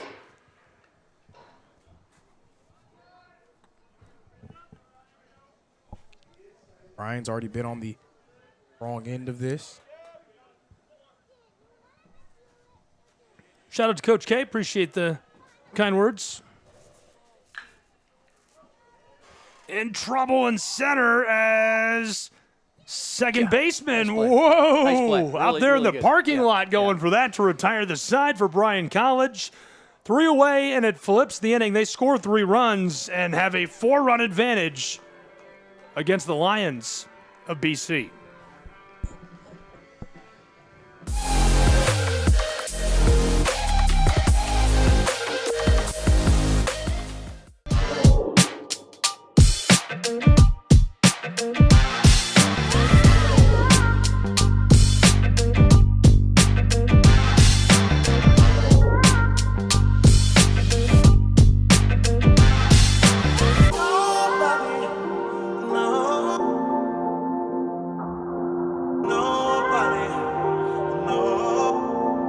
What if you can have it all? A place to call home, a great job, and a safe and welcoming community to raise your family. You can have all that and more in Kingsport, Tennessee. For the past quarter century, Kingsport has been on a mission to reinvent itself as the first professionally planned and privately financed city of the 20th century. Kingsport has earned the nickname the Model City. From award-winning educational initiatives to business incubators to the surrounding natural beauty, Kingsport is just the right size to have the amenities you need without the traffic and crime of a larger city. With a vibrant downtown, great shopping and dining, and a thriving local economy, Kingsport is the perfect place to call home. Ready to start loving where you live? Choose Kingsport. Visit movetokingsport.com and discover all the reasons why this charming town is the perfect place to call.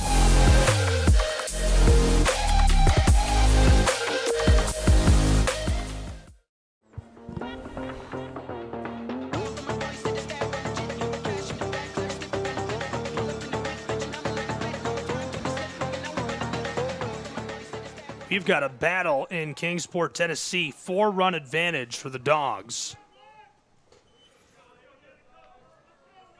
Lorenzo Brumley going to his 6th inning of work already. Wow. If you're a coach that can get that out of a guy who's not one of your normal everyday starters, you got to feel confident. It's almost like house money, so to speak. And at this point, you just let him go, see how long he can give you, especially with a 4-run cushion. Right. He'll kind of tell you when it's time to come out almost. When his arm, when he's getting tired, he'll let you know that. That's sort of the thing with these bullpen games. You never really know what you're going to get, but anytime you can get a guy to give you this long, it feels great. Yeah. Chopper controlled, flipped back, nice play. 1 away. Great play out of there from first for Josh Shelley. Tennessee Wesleyan, they make up 3/4 of the infield spots in the Gold Glove winners. You can see that. You can see why. We talked about that when we came on today. Just they move around so well. They make some fabulous plays. Plays that probably they shouldn't make sometimes, and they make them look fairly routine. And then when you got a shortstop that can play like that, and then not to be lost that he just hit a ball about 435 feet to dead center field at this ballpark. And oddly enough, the one person in their infield who didn't get a Gold Glove was the shortstop, and he's probably been the most impressive one this week. A shot, drops that in, and it's going to be a base hit, a nice, clean single on board at first for the Lions. Your freshman of the year there with a really good swing, no doubt. Yeah, that's a welcome sight to Naj Williams getting going. He came up kind of lame on a run to first yesterday, so we didn't know if we were going to see him in this game, so it's nice to see him move around well and contribute offensively. What a strange situation that was yesterday. So they get him out of the game because he's looking like he's a little sore, and they might do it again right here. Yep, they are. And, gosh, they put in remember the pinch hitter comes around for his spot, and he had some knee problems, I think some meniscus problem, and he hurt his knee at the plate. And they had to put Denaj back in during that pinch hit, during that at bat. It was crazy. So yeah, here you go again. You get a little sub in here to protect him a little bit. I mean, I'm not gonna lie. I didn't even know that was something that you can do. Yeah, reentry rules. Yeah, NAI reentry rules allow for a little bit of flexibility in your lineup. For sure. Yeah. Okay. Yeah, I was definitely confused when I saw so your it. starters can reenter one time during a game in NAIA baseball. Oh, okay. Yes. So use a pinch runner right here, protect Denaj's legs a little bit. And then he can go right back in at second base when the defense end comes up. So I just realized you probably know a disgusting amount of niche rules about every sport. I've been around it a good bit just now. Occurred to me. Absolutely. You probably know every rule that there is to know. As this one is right in front of the dugout, it's going to go just beyond it. Take advantage of them all the time. You got big rosters. You got 28 players with you. So, you can run for your catcher all the time. That helps tremendously. And then when you can use a guy to score a run or steal a base, that makes your bench depth really important to you for sure. It just opens up the possibilities. You have a guy who's, one of the faster players on your roster. Get him out there. Give him a chance. Yeah.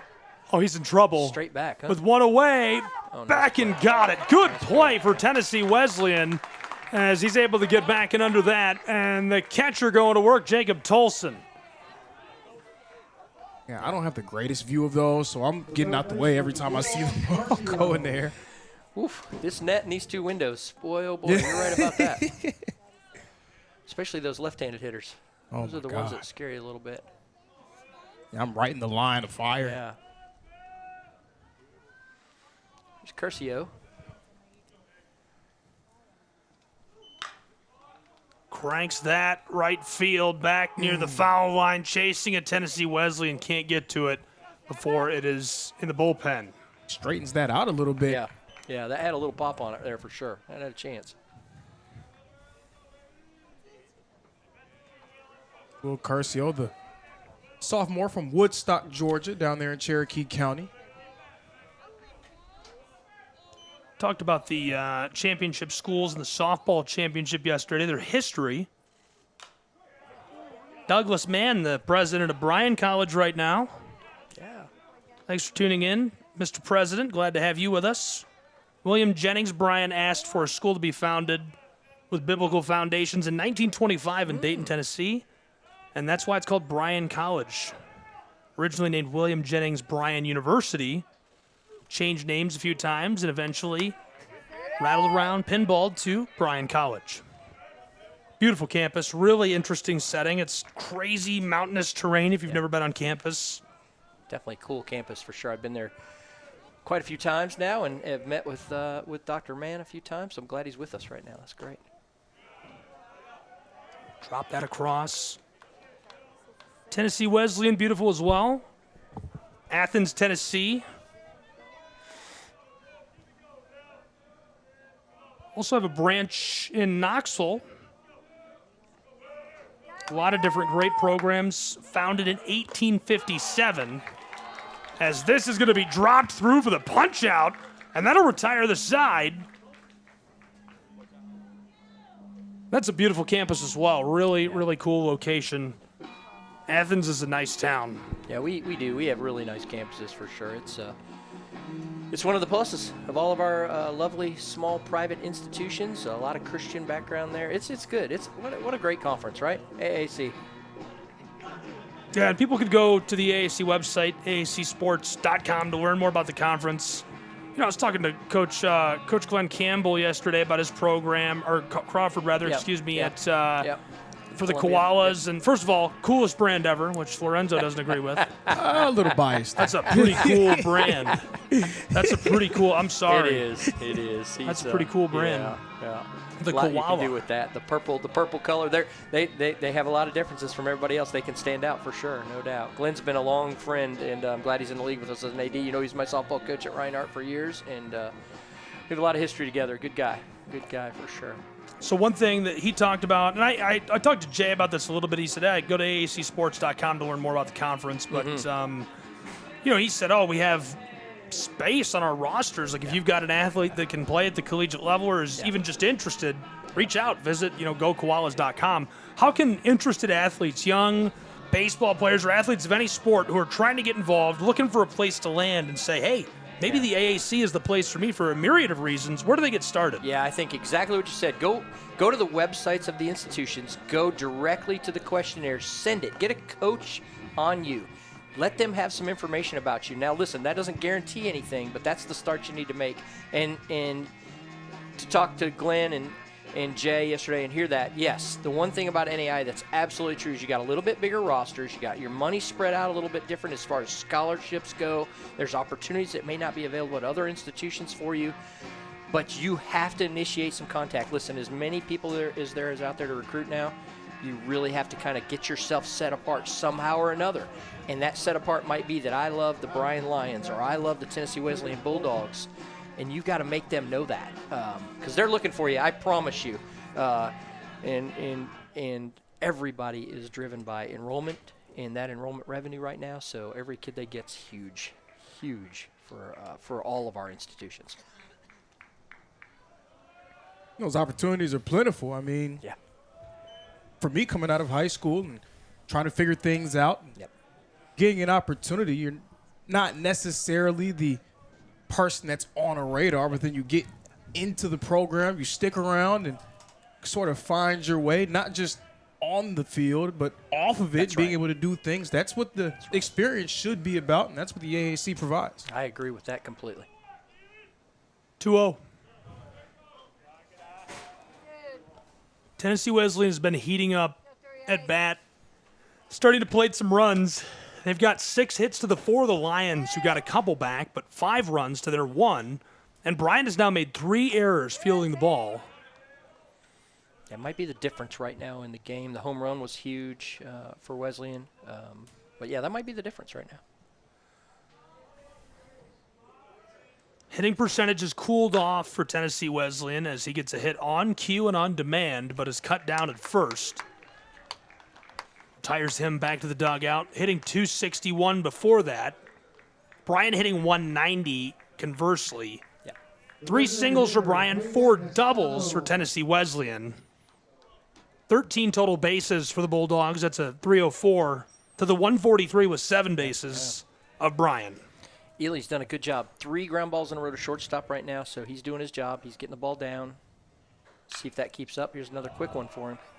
Quicker the better. Get those Lions back on offense, right? 2 away, exactly right. Brian is just, I still feel as though, first of all, they have drawn this out long enough. We're into the bottom of the 6th inning. They are 4 runs is nothing. They can plate 7 runs in an inning with a couple of good swings. They can, and I think a big thing that will happen here is Wesleyan is now into that spot where, they can continue to cruise with their guy that's done such a great job on the hill so far. And I know they've got a couple of arms down there in the bullpen, so they're getting close to where they can manage this game now with what they've got pitching, no doubt. So it's going to be a tough battle.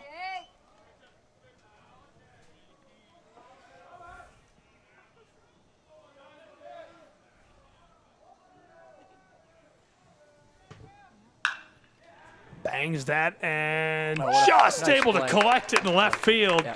Got under the ball, and that'll retire the side. A nice snag, as we'll watch that again before we head to break and see him glove it. Just able to get underneath of it and send us through to the next side. Somehow, Brian Lions are going to have to start creating some runs. And following that nice little half inning, they were able to retire that very quickly. Good swing. Good play. Another good half for Brian there to keep going. Let's see Wesleyan's guys back on the hill for his 7th inning.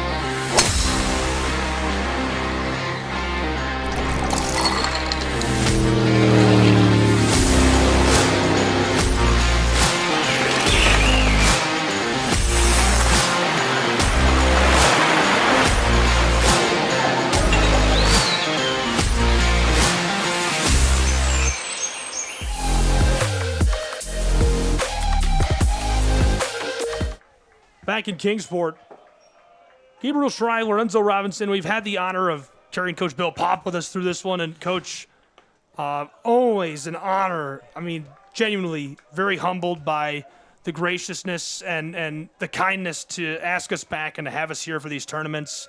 Can't thank you enough for the opportunity year in and year out. Absolutely pleasure to be a partner with you. I opened with it. You guys have made it better. You've made everything we do better.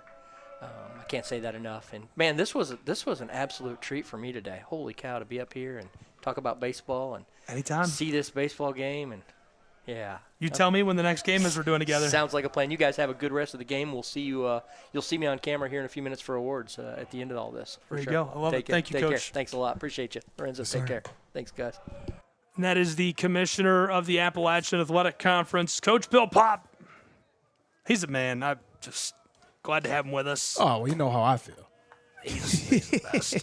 I could hang out with him. Like I've been telling people, he looks effortlessly cool the way he just is always, hanging around. And he's just that guy.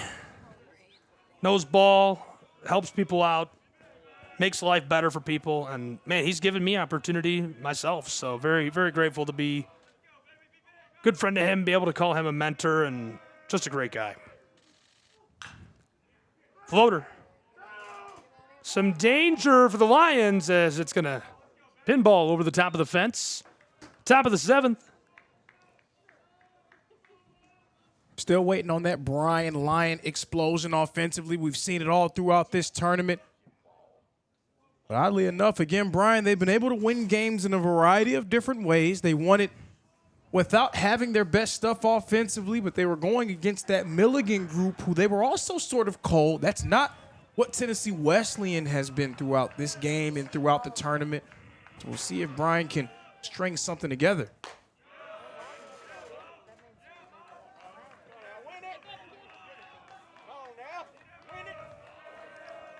The count is full with no outs on this side. Bryan College at bat at the top of the 7th, and as this is going to roll over the turf, he'll be walked down to first, and that's one of the first leadoff walks we've seen by Tennessee Wesleyan in this game. And a big opportunity for Bryan, who, on paper, they've really only got 9 outs left to play with to win the championship, and they need to play at least 4 runs to keep it going through 9. But you're not thinking about getting all 4 runs in one fell swoop. You're thinking about, let's just put a runner on base. Let's put a guy on base, see where we can go from there, see if we can move that runner over. You play some small ball here, give yourself, a little breathing room, especially with, for all intents and purposes, a pretty gutsy pitching performance you're getting out of your staff, doing a nice job of slowing down as well as you could this dominant Tennessee Wesleyan lineup. Lighty gave you 4, Ely's giving you 2 thus far.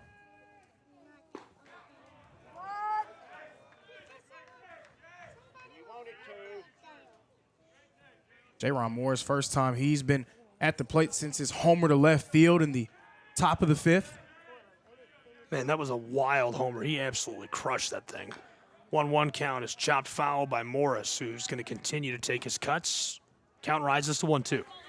Now, I'm glad that Coach Pop cleared that up, that the tournament champion and tournament runner-up, they both get an automatic bid into the tournament. So that's nice for Brian that their tremendous week gets rewarded. See what the Tullahoma High School alum J-Ron Morris can do here. Gets a hold of that, flying to right field.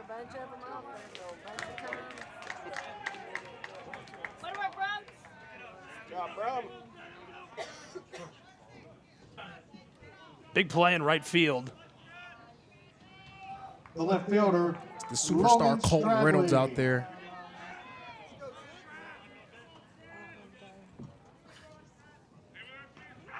Nice play by Reynolds as that goes by for first out. Lions do have a man at first. Halliday was walked on a full count. He's at first. Morris flied out seconds ago. Stradley at bat. And this will be the first at bat that Stradley has taken in this tournament. We've seen him come in as a pinch runner on numerous occasions. Another Woodstock, Georgia native, another Etowah High School alum, him and Will Curcio, both hailing from Etowah High School. Former teammates. Count 0-2, 1 away. Brody on deck, and his dad stopped me coming out of the press box 2 days ago. And what a nice guy. We just chatted about the tournament and the games so far and softball and talked about you and Mark and had very nice things to say about you two. So big shout out to Brody's dad and the whole family. He told me, I think it was grandma and grandpa, or maybe uncle, watching out in Arizona. So really cool and thankful for the kind words. Cut down, 2 away. They do advance the runner to scoring position, so that is crucial, right? We've been talking about just plate 1, maybe 2 right here. Start chipping away at it, and then I think the thing is if you put Tennessee Wesleyan back against the wall, they're going to score.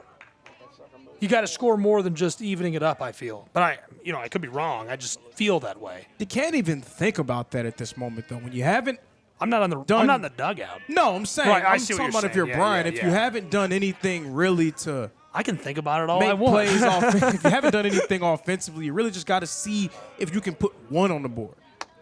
Can you put 1 run on the board? And then we'll go from, okay, can we put 2 on the board? But you haven't really had the efficient enough game. You haven't put enough guys on base to start thinking of scoring runs in bunches. You got to just put 1 up. 1-0 becomes 2-0 with 2 away for Brody and the Lions. Yeah, I like that. I thought that solo homer shot was going to kind of get him going. Yeah, that's more of a mental edge, but a solo homer isn't necessarily a momentum building thing. That's why I said if you're Colton Brumley, a solo home run is not the worst thing that you can give up. I mean, it's one run at the end of the day, and you know you're going to have some run support because of how great your offense has been behind you. So when you give up that solo shot, just try to lock back in and allow yourself to stay in it mentally. Colton Brumley's done a nice job of doing that. He's almost gone 7 complete innings. Down into the batting cages. Straighten it out, eh?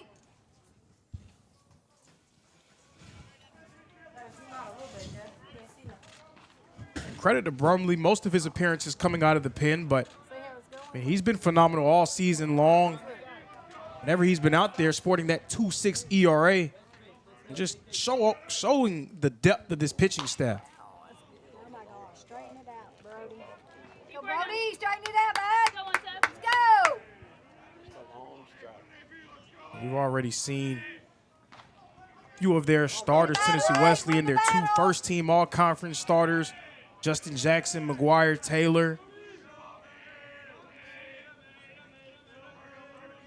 And then Cameron Gofar getting them a win as well. Bangs that one through to left field. A pinball hop. And coming home to score the run. Going to have a big play down at home plate as they do get that one through. Bryan College and the Lions able to get another back as it's a 3-run game in Kingsport. And I hope Brody Genter's family is watching. That was a major RBI single from him. Again, just see if you can score 1 run. Go from there. Now you score 1. Okay, let's see if we can get a real 2-out rally going. This is our 9-hole hitter, Cade Cook. Cook was so hot for them yesterday against Milligan. He had 2 hits in that game. And then potentially turn your way back to the top of the order.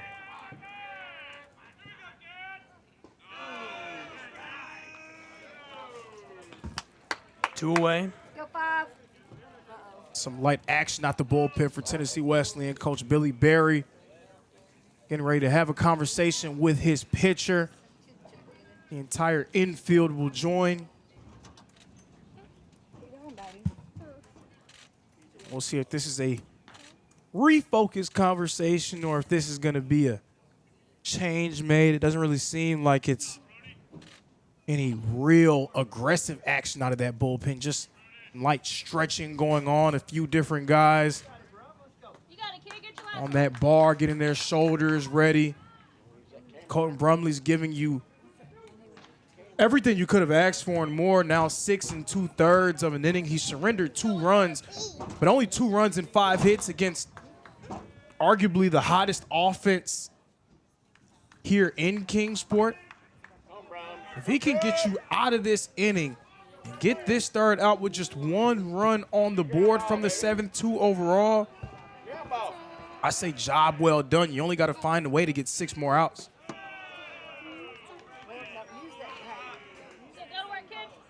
Two away.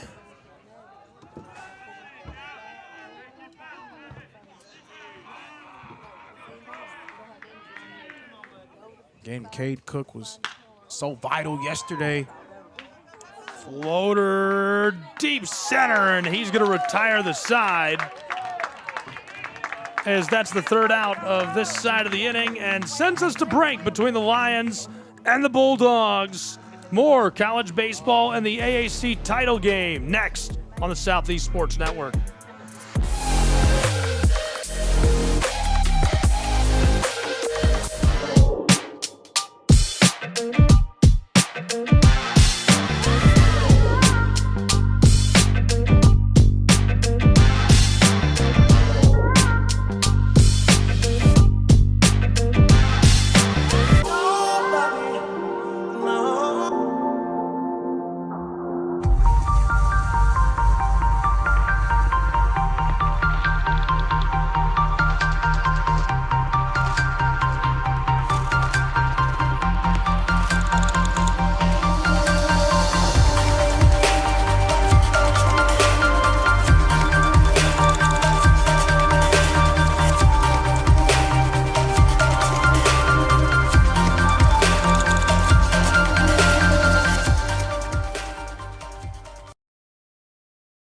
The Southeast Sports Network is now on Amazon Fire TV. Now you can download the SESN app and watch on any Amazon-enabled device, such as your Fire Stick. The easiest way to download the app is to go to our website, find the Watch SESN tab, and click Fire TV app. Then just select your device from the list. That's it. Free and easy.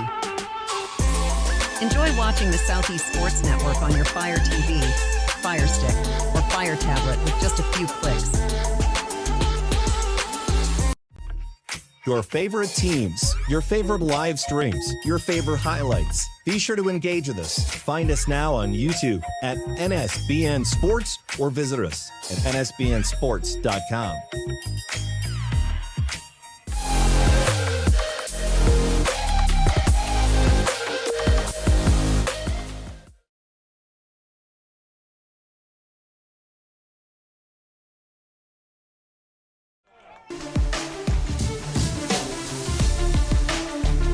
Look at the numbers so far between these two. Their overall records at the top. Their batting average, Tennessee Wesleyan still edging Bryan, but obviously you got a couple of hits back their way. Solo shot apiece. The ERA a little higher for Bryan at 4.50 than TWU. 3 strikeouts each way. That's where we're at right now. Welcoming you back inside of Hunter Wright Stadium after the change. And he's safe in scoring position at second. And the most aggressive base running team in the conference. Rob Gordon, his 25th of the year, extending his team lead. Gabriel Schrei, Lorenzo Robinson, and now being joined in the box by Mr. Bradley Hoover, the director of sports for Visit Kingsport, as this is going to sail out foul on the right side. Brad, thanks for being with us, man. How are you? Oh, I'm doing great, Gabriel. Thanks for having me on board. Hey, we're excited about it. Excited about everything you do here with Visit Kingsport and in Kingsport with sports. Obviously super involved with this AAC partnership, and it's been going on for a long time, and it's really, really cool just to see all the teams come to Kingsport, enjoy the facilities. It's got to be rewarding to see some of these tournaments being won by these teams and getting to know them over the years. It is, no doubt. Visit Kingsport actually hosts 8 of the conference championships now. We like to joke around and say that Appalachian Athletic Conference needs to go ahead and just kind of set up home base here in Kingsport since they're here so often. Bulldogs man is rounding down for home plate, and that is some insurance as it is 6-2. He's able to come home for another for Tennessee Wesleyan. Bryan College is going to have to find a way to respond. They could move their office here. Yeah, it's not a bad idea. That'd be great. I mean, like I said, 8 of the conference championships right now. Always kind of exploring options, looking to see what else that we can do with the conference. Kind of like you mentioned, you know, we do have an awesome relationship with the conference, and that goes beyond just hosting the sports here. I mean, we know each other first name basis. The guys are my kids were here last night. They're calling them by their first names. It's just it's kind of turned into a small little family here that we have between the conference and Visit Kingsport. That's cool. How's Dr. Christensen doing? You asking about me? No, Taryn. Oh, Taryn Christensen. Yeah. She's doing great. She's actually joining us again on Monday, coming off maternity leave. Yeah, so she's going to be back in the building with us. She'll be back for the opening round that we learned that we're going to host here as well. Congratulations. I know you've just had another little one, and I did. I keep trying to go for the high five. It's not ready. She's not ready yet. She'll get there. She's learned it. Just turned 9 months. So, with I don't know if you saw our son out running around on the field during the break last night. He's having a big old time. No, he loves it. It's cool to see him get to be involved, and what an opportunity to be on the floor and on the field for all these cool sporting events. For sure. He's going to be a freak athlete if he keeps hanging around these guys. Say maybe, if he got some of his mom's genes. 1-2, a huge cut as he'll go down. That's a big out on this side for Bryan College and the Lions, 1 away. I got to tell you, Gabe, I'm kind of having a little bit of deja vu right now seeing Bryan and Tennessee Wesleyan out there. These are some of the powerhouse teams when I first started with Visit Kingsport about 10 years ago. You know, obviously, Billy Berry's created a powerhouse at Tennessee Wesleyan. Oh, he loses it over it short and still able to get it in time. Reynolds will go back to the dugout, 2 down, but prime scoring position over at third. The second baseman, Brian Espinoza. Yeah, so Tennessee Wesleyan, a very familiar name here at Hunter Wright Stadium and in Kingsport. And looks like Jordan Day is kind of getting Brian back on track, getting those guys where they need to be, starting to build things up there. Drop that through.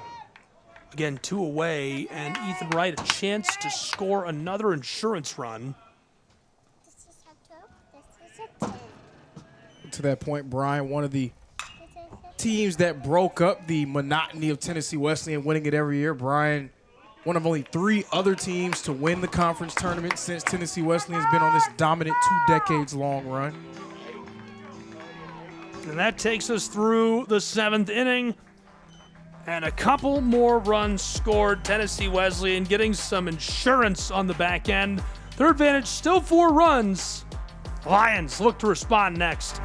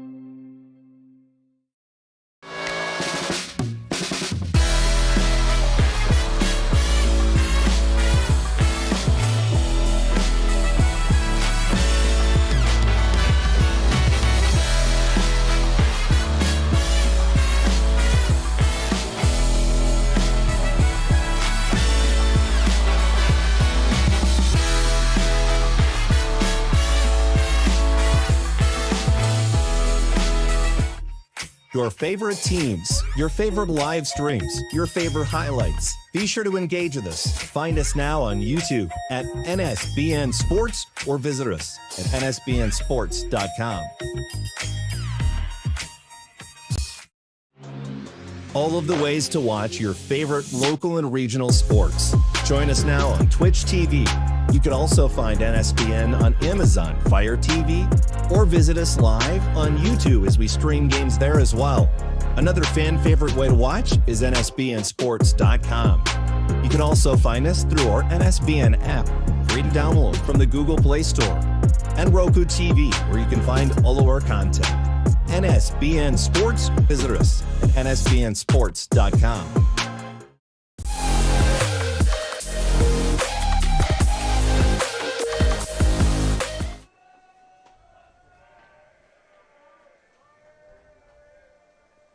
Campos leading off. Top of the 8th inning.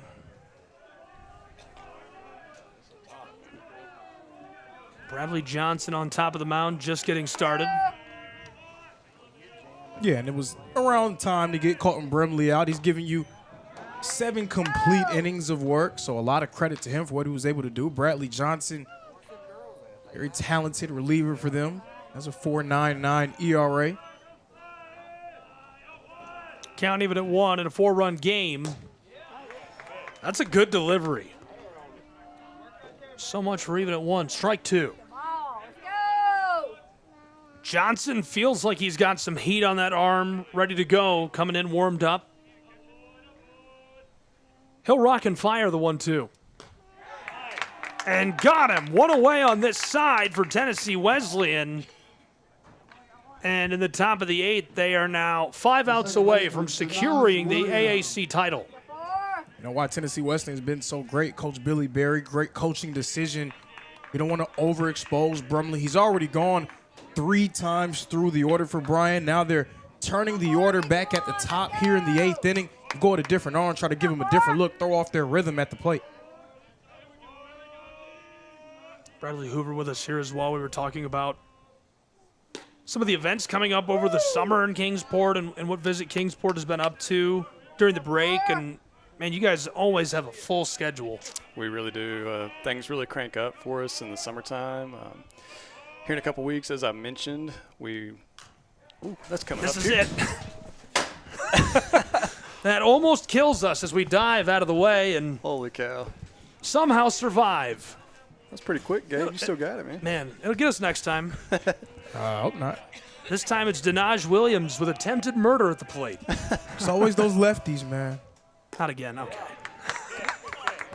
So we did learn yesterday hosting an opening round here in Kingsport once again.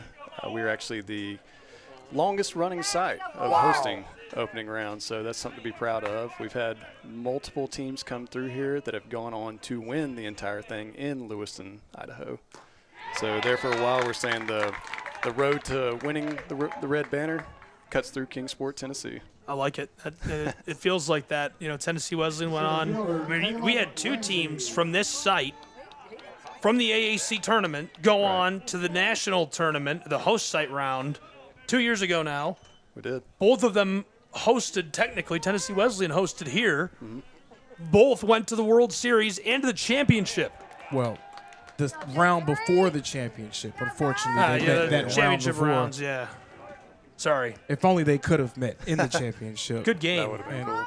Yeah, and Tennessee Wesleyan coming out on top there in the World Series. Goes foul.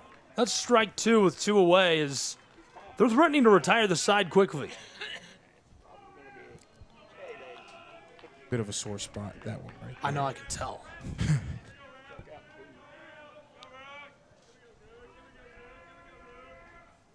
Man, the golf course was like a nightmare to get around today. Everybody out golfing because it's such a beautiful day.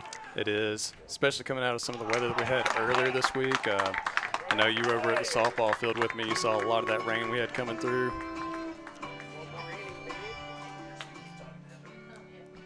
Yeah, the weather blows through. Everybody's out golfing, enjoying a beautiful sunshiny day, and saw a lot of people out biking and walking on the way over here. What kind of activities are there in Kingsport? I know that Bays Mountain State Park is a favorite, and I know that the Meadowview is a huge attraction. It is. Meadowview is actually located there at the base of Bays Mountain, which is our city-owned park.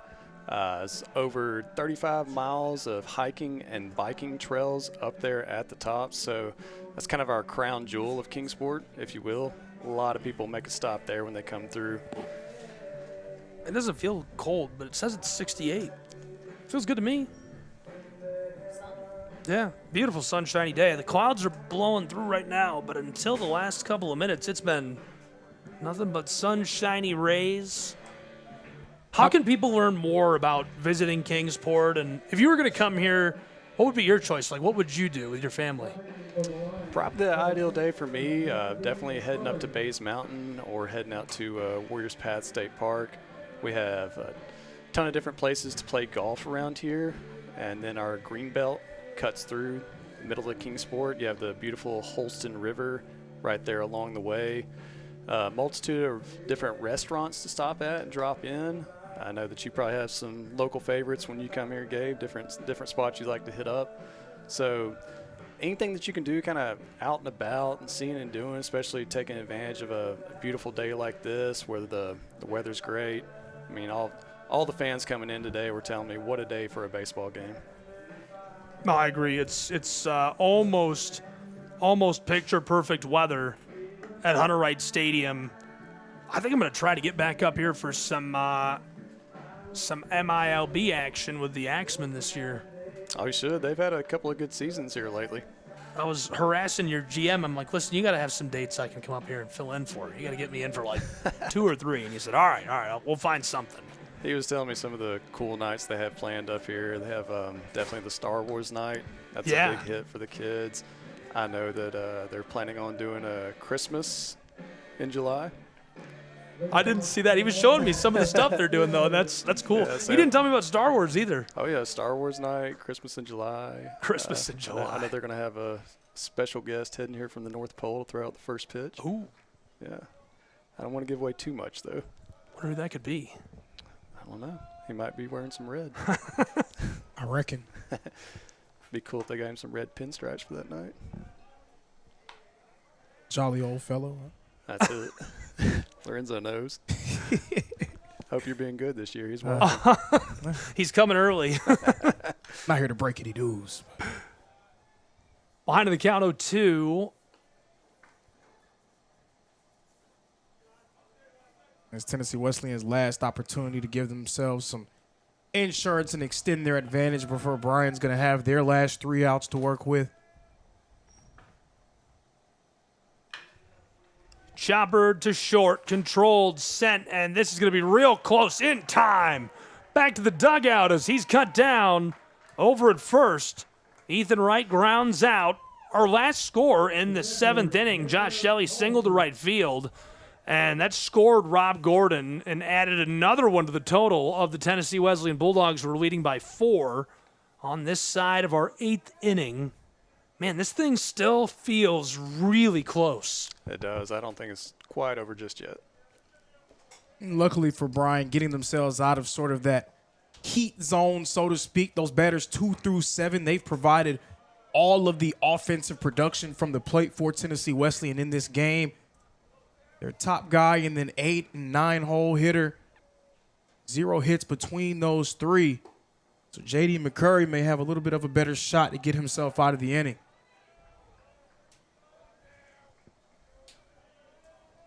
Statistically, Jacob Tolson and Hagen Escoto, they've had great seasons, so they may be due to make something happen. Drop that across. You know what? I think I just remembered. I'm streaming this on my Twitter account, or X, or whatever it's called now. Twitter. Rolled through to second, controlled, and almost cut him down. He had to step off. He's safe at first with 1 away.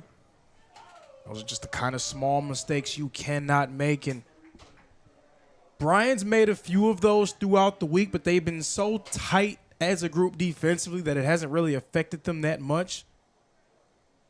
But if you could poke holes in anything from Brian's pitching staff, they've given some great performances over the course of the week, but something that we've seen come to fruition here, not just this week, but over the course of this year, not a whole lot of strikeouts from their pitching staff, and that's been consistent for them all season long. Brian, 12th in the conference in total strikeouts. So that does put a lot of pressure on your guys in the field trying to work and make plays defensively. Swings on that, and a floater is going to pinball to him. Getting down to second in time. He started to return to first, realized he could not, and then able to advance into scoring position with just 1 away for the Tennessee Wesleyan Bulldogs. I think Cade Cook may have misjudged that a little bit. He was doing a light trot trying to track it in the air, and then he saw it sort of take a quick dive in front of him. I felt like he would have maybe tried to bust it a little bit more to shallow right if he knew where it was landing. I'm sure you guys probably noticed all day, but there's a lot of wind going on up there as well. Yeah, we saw that wind carry the home run. In my time being here, the first time I've seen someone go over that dead center wall, 410. Nah, I'll tell you, Lorenzo, even with the Axman playing here, I don't see that too often. That thing was smoked. Right now, calm, but it has been more than just breezy. It's been gusty and windy, as you can see Old Glory getting tussled in the wind. What a shot. That's pretty beautiful. It's patriotic. Ball rolls through to center field. Here we go. 2 in scoring position for Tennessee Wesleyan, who is trying to pad that advantage in the late stages. Man, another mistake in the field by Brian. The seam sort of coming unglued for them down the stretch. You haven't been that effective and efficient at the plate. The last thing you can afford to have happen is allowing Tennessee Wesleyan to bank in a little bit of insurance.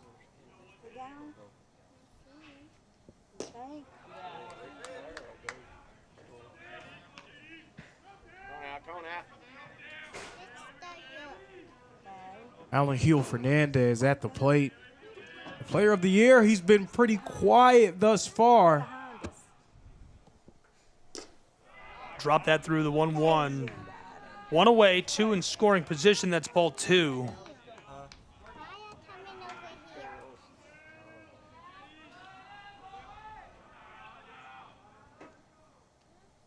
Rob Gordon on deck. McCurry rocks and fires the 2-1 that's fouled off.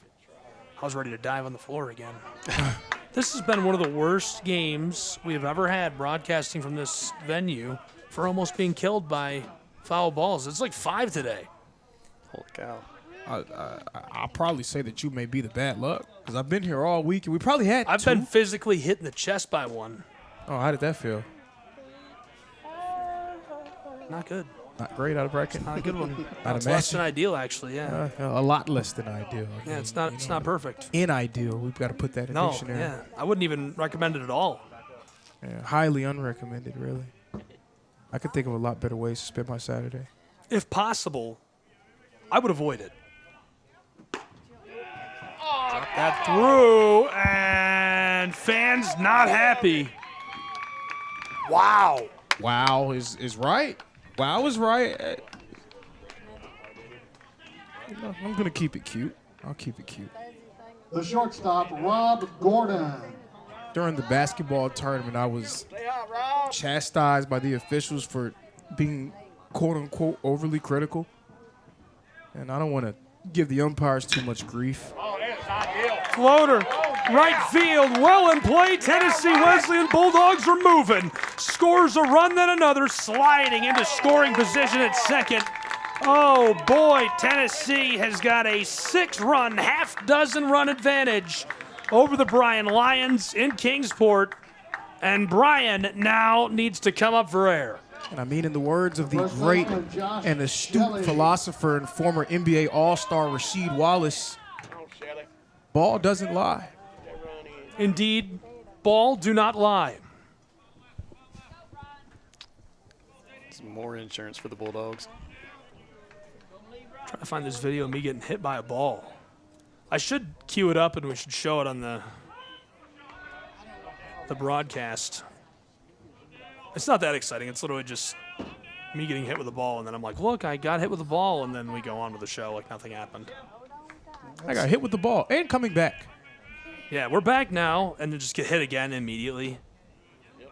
0-1 sails through for a second strike with 2 away. So there's a little bit get taken off of it when it bounces off the Yeah, I think netting. so. I think that probably saved what was left of my life at the time.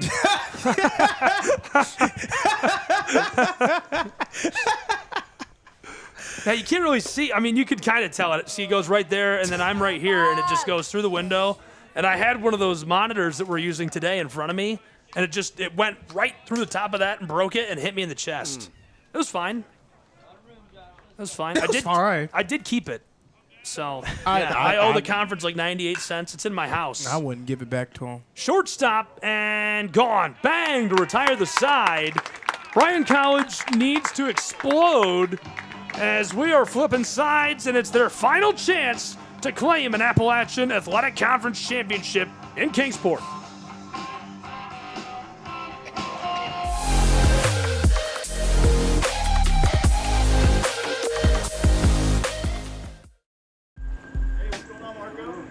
We didn't come to fix Marco's brakes because it was convenient or fast.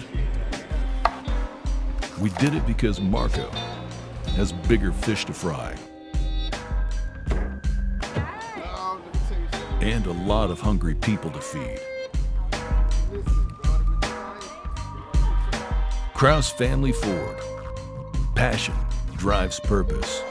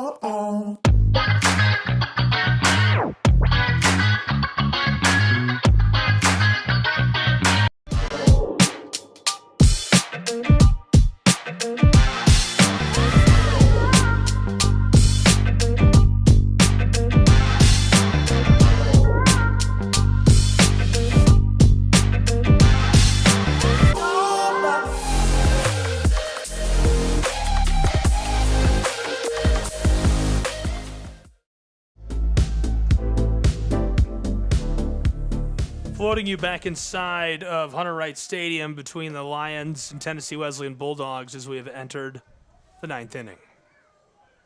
Bryan College needs to generate 6 runs to continue this game. And due up for him is a great potential start for him in between Curcio, Holiday, and Morris. All 3 of them have stepped up for the Lions on separate occasions throughout this week. I mean, is this when you ask yourself, why not me? Basically. Why This not is me? what you live for. That's right. Rolled the shortstop. Not him. He'll go back to the dugout, 1 away. That's kind of mean. What? Not him. He didn't reach. He's not going to do it. He didn't reach. Morgan Halliday. It's not mean. A little bit. But Rob Gordon, another great defensive play made from him. Didn't win the Gold Glove this year, but I mean, showing I'm sure he was the second guy in consideration. If he didn't win it, Braxton Barrett from Milligan won it at shortstop, and he's had a great season as well. But I mean, I'd love to see the ballot. I would venture to say that Rob Gordon was probably that next man up. Morgan Halliday, the DH, at bat. They another one of those fantastic freshmen. Him and Denaj Williams have put in a lot of work for them at the plate. 2-0 becomes 3-0 with 1 away. Come on, 10. I mean, Brian, they're going to have a few guys in their lineup that are very capable, helping them for a long time if they stick around. Halliday sees that. Drop through the corner of the zone for strike 1. I think the if they stick around is sort of the thing that looms, especially with the way that college sports works today. But they can keep this group together. They're going to be a force. Count is full.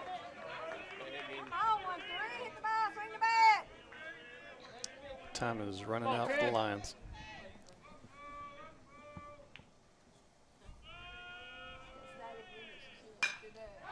Popped up. Tennessee Wesleyan can retire the second to the side. Cleanly fielded in center field. Roving under that and making the snag for the Bulldogs is Balania. It was a great battle by Bradley Johnson. He fell behind on the count quickly, 3-0. Throwing 2 consecutive strikes to work it into a full count, forcing the pop-up. At this point, it may seem like the clock is getting ready to strike 12 on Cinderella.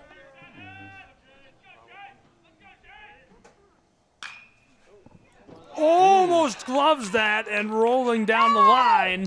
He's going to cross first and head out to second as it's another big hit from who else? Morris.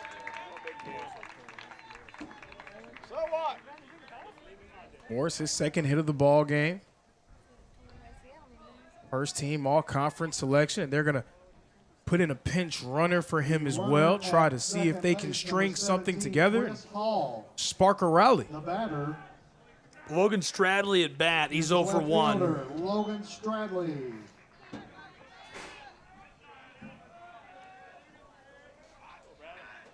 This would be a nice time for Stradley, the junior, to get going. He's at 250 so far this year. Popped up foul. Whew.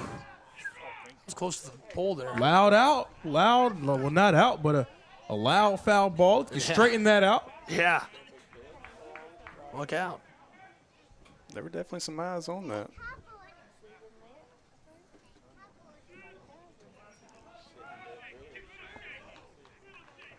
Let's go, Sid. Do it again.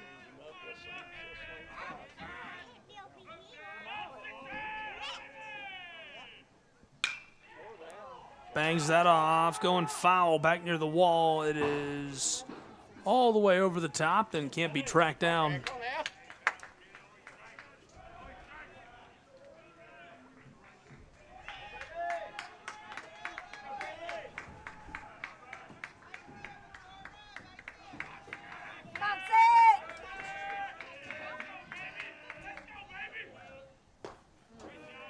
What's that going by for ball 1?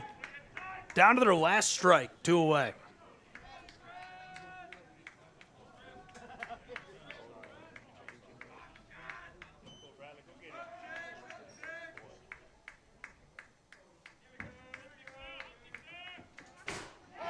And that does it. Tennessee Wesleyan is going to see him walked across and cut down at first to retire the side and win the ball game. Tennessee Wesleyan's Bulldogs claim the 2026 Appalachian Athletic Conference Baseball Championship. The Bulldogs have won the title.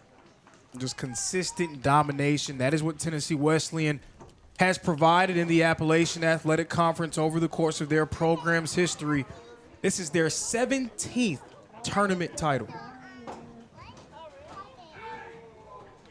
Gabriel, Lorenzo, man, I appreciate you guys letting me ride up here in the command center with y'all. It's pretty cool seeing it from this side of the ball game. Always a pleasure to listen to you guys, whether it's on stream, live stream, coming up here, just kind of hanging out in person. But I got to go get some hardware ready for these guys, so I'll sign off. Enjoy it. We'll be watching. Thanks, man. Appreciate you guys. Appreciate you. Director of Sports for Visit Kingsport, Bradley Hoover, joining us for the broadcast, following up the man himself, the commissioner of the AAC, Coach Bill Pop. The Tennessee Wesleyan Bulldogs are champions. We'll break and return with the presentation of the hardware and some closing thoughts in just a moment from Kingsport.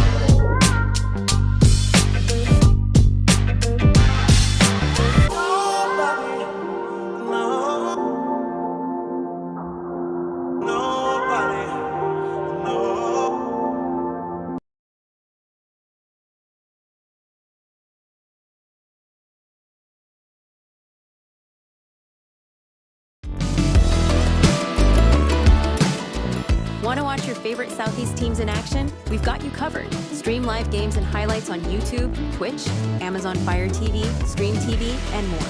For all the details, visit our How to Watch page at sesnsports.com. It's your one-stop guide to catching every play, every time, wherever you are. The Southeast Sports Network, bringing the game to you anytime, anywhere.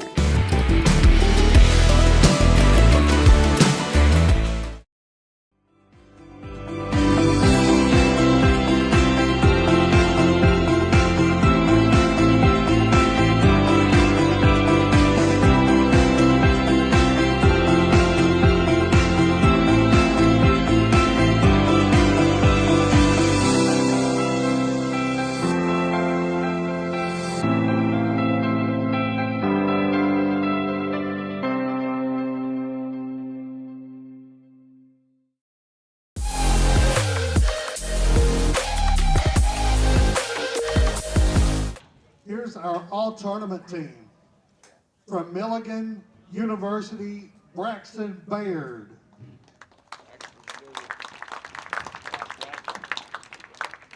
From Reinhardt, Ty Panghorn.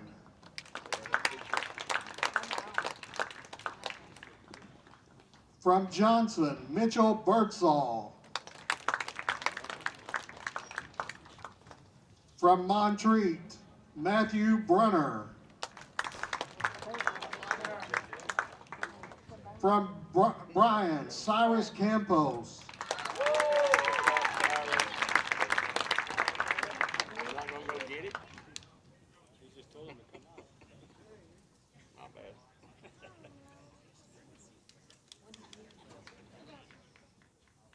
From Bryan, Brody Genter.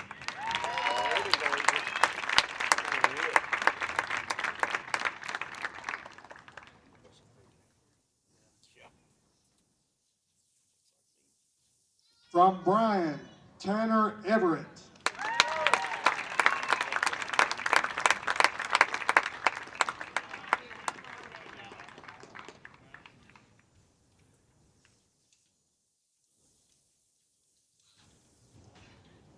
From Tennessee Wesleyan, Josh Shelley. Great name.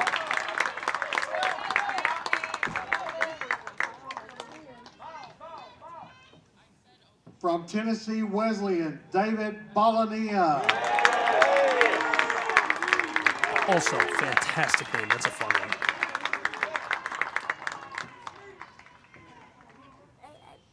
From Tennessee Wesleyan, Colton Reynolds.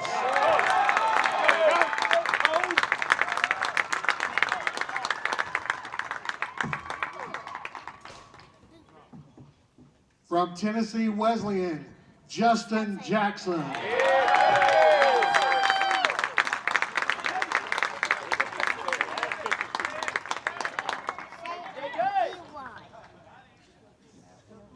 And the most valuable player of the 2026 AAC baseball tournament had 12 hits and 18 at-bats, a double, triple homer, 4 RBIs, and 9 runs scored. Ladies and gentlemen, Rob Gordon. Well deserved. Well deserved. Congratulations to Rob Gordon.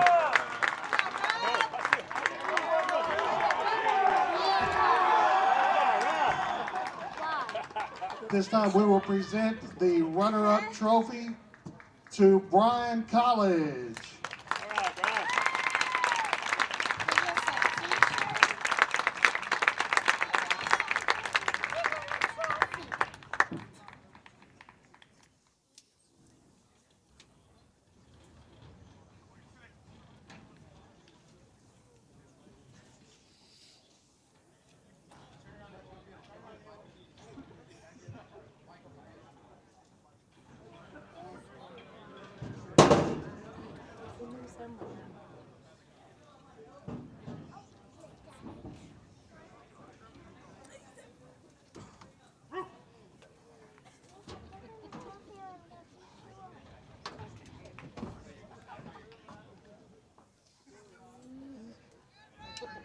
Congratulations, guys. Good luck in the NAIA tournament. And now, ladies and gentlemen, we will present the championship banner and trophy to the team that has now won the regular season or tournament title in this conference for the 24th straight season. The Bulldogs of Tennessee Wesleyan.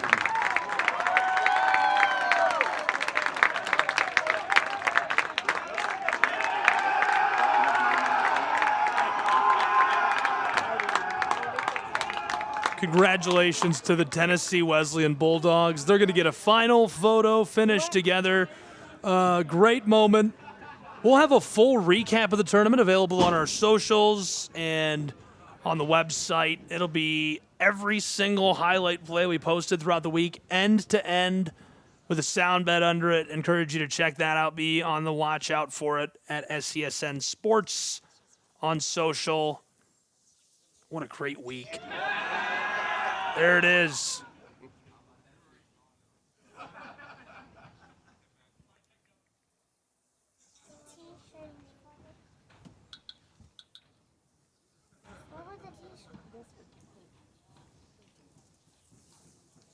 Congratulations to the Bulldogs of Tennessee Wesleyan who take the green banner. And it is national tournament time for these guys after a fantastic season. Lorenzo, some closing thoughts from you on the tournament as a whole and today's battle. And it's been some great action. Montreat, they had a great run getting all the way to the Friday night of the tournament. Bryan, of course, earning their way into the NAIA opening round. But Tennessee Wesleyan, I believe it's the 22nd year in a row that they've won either the conference regular season or tournament title. The dominance for the blue and gold continues. And that is your final score, 8-2. TWU hauls it in. They're going to throw on the green shirts and probably get another photo. And they've got to drive home tonight to Athens, Tennessee. Brian College of the Lions headed back to Dayton. Congratulations to Brian on a great season as well. That program really on the upswing and red hot right now. They'll be playing next week as well. We'll see what they can do. Yep. Best of luck to them. Looking forward to seeing these two programs in the national tournament. Looking forward to having you with us again soon. Lorenzo, one brief final comment from you just on the tournament overall. What it was like being here in Kingsport and any thoughts entering that tournament and the off season as a whole. Well, you got to see what these teams are going to be able to do moving into the NAIA opening round. You got Tennessee Wesleyan, who may host here in Kingsport as the highest 2. Johnson could potentially get it as a 1 seed. We'll see how the bracket shakes out. We'll also get a chance to see what Milligan can do. They're going to enter the tournament as a high seed, and then Bryan trying to upset someone's season as they've done to a few teams here in Kingsport. So that's the next phase of the season. Not completely done yet. We're going to see how the AAC does on the national stage coming up in a few weeks. Lorenzo, thank you so much for all your hard work during the tournament. Big thanks and shout out to our entire crew, Frank Osborne, Brendan Sweeney, Jeff Hubbard, Stephanie Seda Haas, and thank you to the Appalachian Athletic Conference, Jay Stansel, Bill Pop, Visit Kingsport for all of your trust, your help making this easier for us, better for us. Rick Bentley for statting baseball, Christian Zylstra for statting over at softball. Broadcasting 40 games in 1 week is no joke. I don't care if you're Game Creek Video or some guy with a trunk full of equipment. We got it done, and it was a lot of fun. Hope you enjoyed the coverage. As always, very appreciative to our audience and everyone for tuning in. Very appreciative of the opportunity to carry the tournament again this year for everybody. And appreciative of you as well. You deserve appreciation for all your hard work throughout this week and throughout the whole season, helping broadcast and bring AAC sports to life. So, Gabe, you deserve a lot of credit for that as well. It's an honor. I love the AAC. It's been really cool to be around, and really cool to see these guys have success. ADs, coaches, and of course the athletes, the boys and girls that play so hard, and looking forward to seeing what they do, making some noise nationally following this week. That's going to wrap up our coverage from Kingsport on the Southeast Sports Network. All games and events airing on our networks are broadcast live and are copyright material. Today's game will be archived and available for replay inside of the Apper platform where you viewed it. This has been a presentation of the Southeast Sports Network and Schrei Media. Again, your final score, 8-2. I'm Gabriel Schrei, signing off from Hunter Wright Stadium.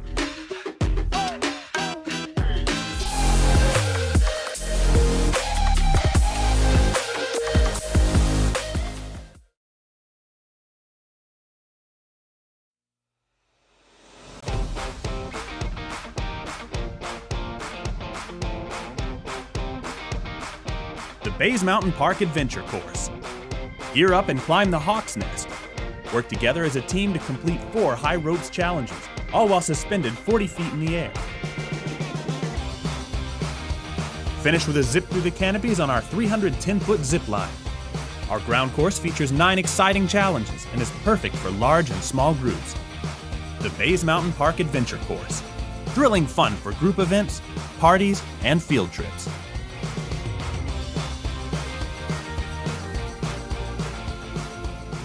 What if you can have it all? A place to call home, a great job, and a safe and welcoming community to raise your family.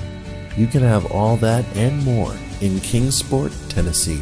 For the past quarter century, Kingsport has been on a mission to reinvent itself. As the first professionally planned and privately financed city of the 20th century, Kingsport has earned the nickname the Model City. From award-winning educational initiatives to business incubators to the surrounding natural beauty, Kingsport is just the right size to have the amenities you need without the traffic and crime of a larger city. With a vibrant downtown, great shopping and dining, and a thriving local economy, Kingsport is the perfect place to call home.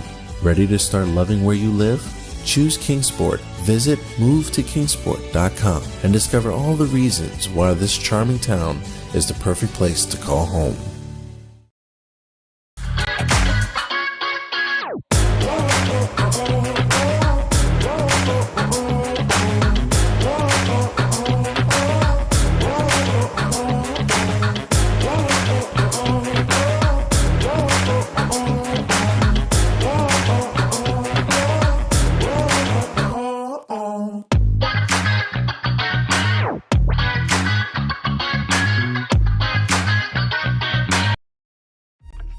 Your favorite teams, your favorite live streams, your favorite highlights. Be sure to engage with us. Find us now on YouTube at NSBN Sports or visit us at nsbnsports.com.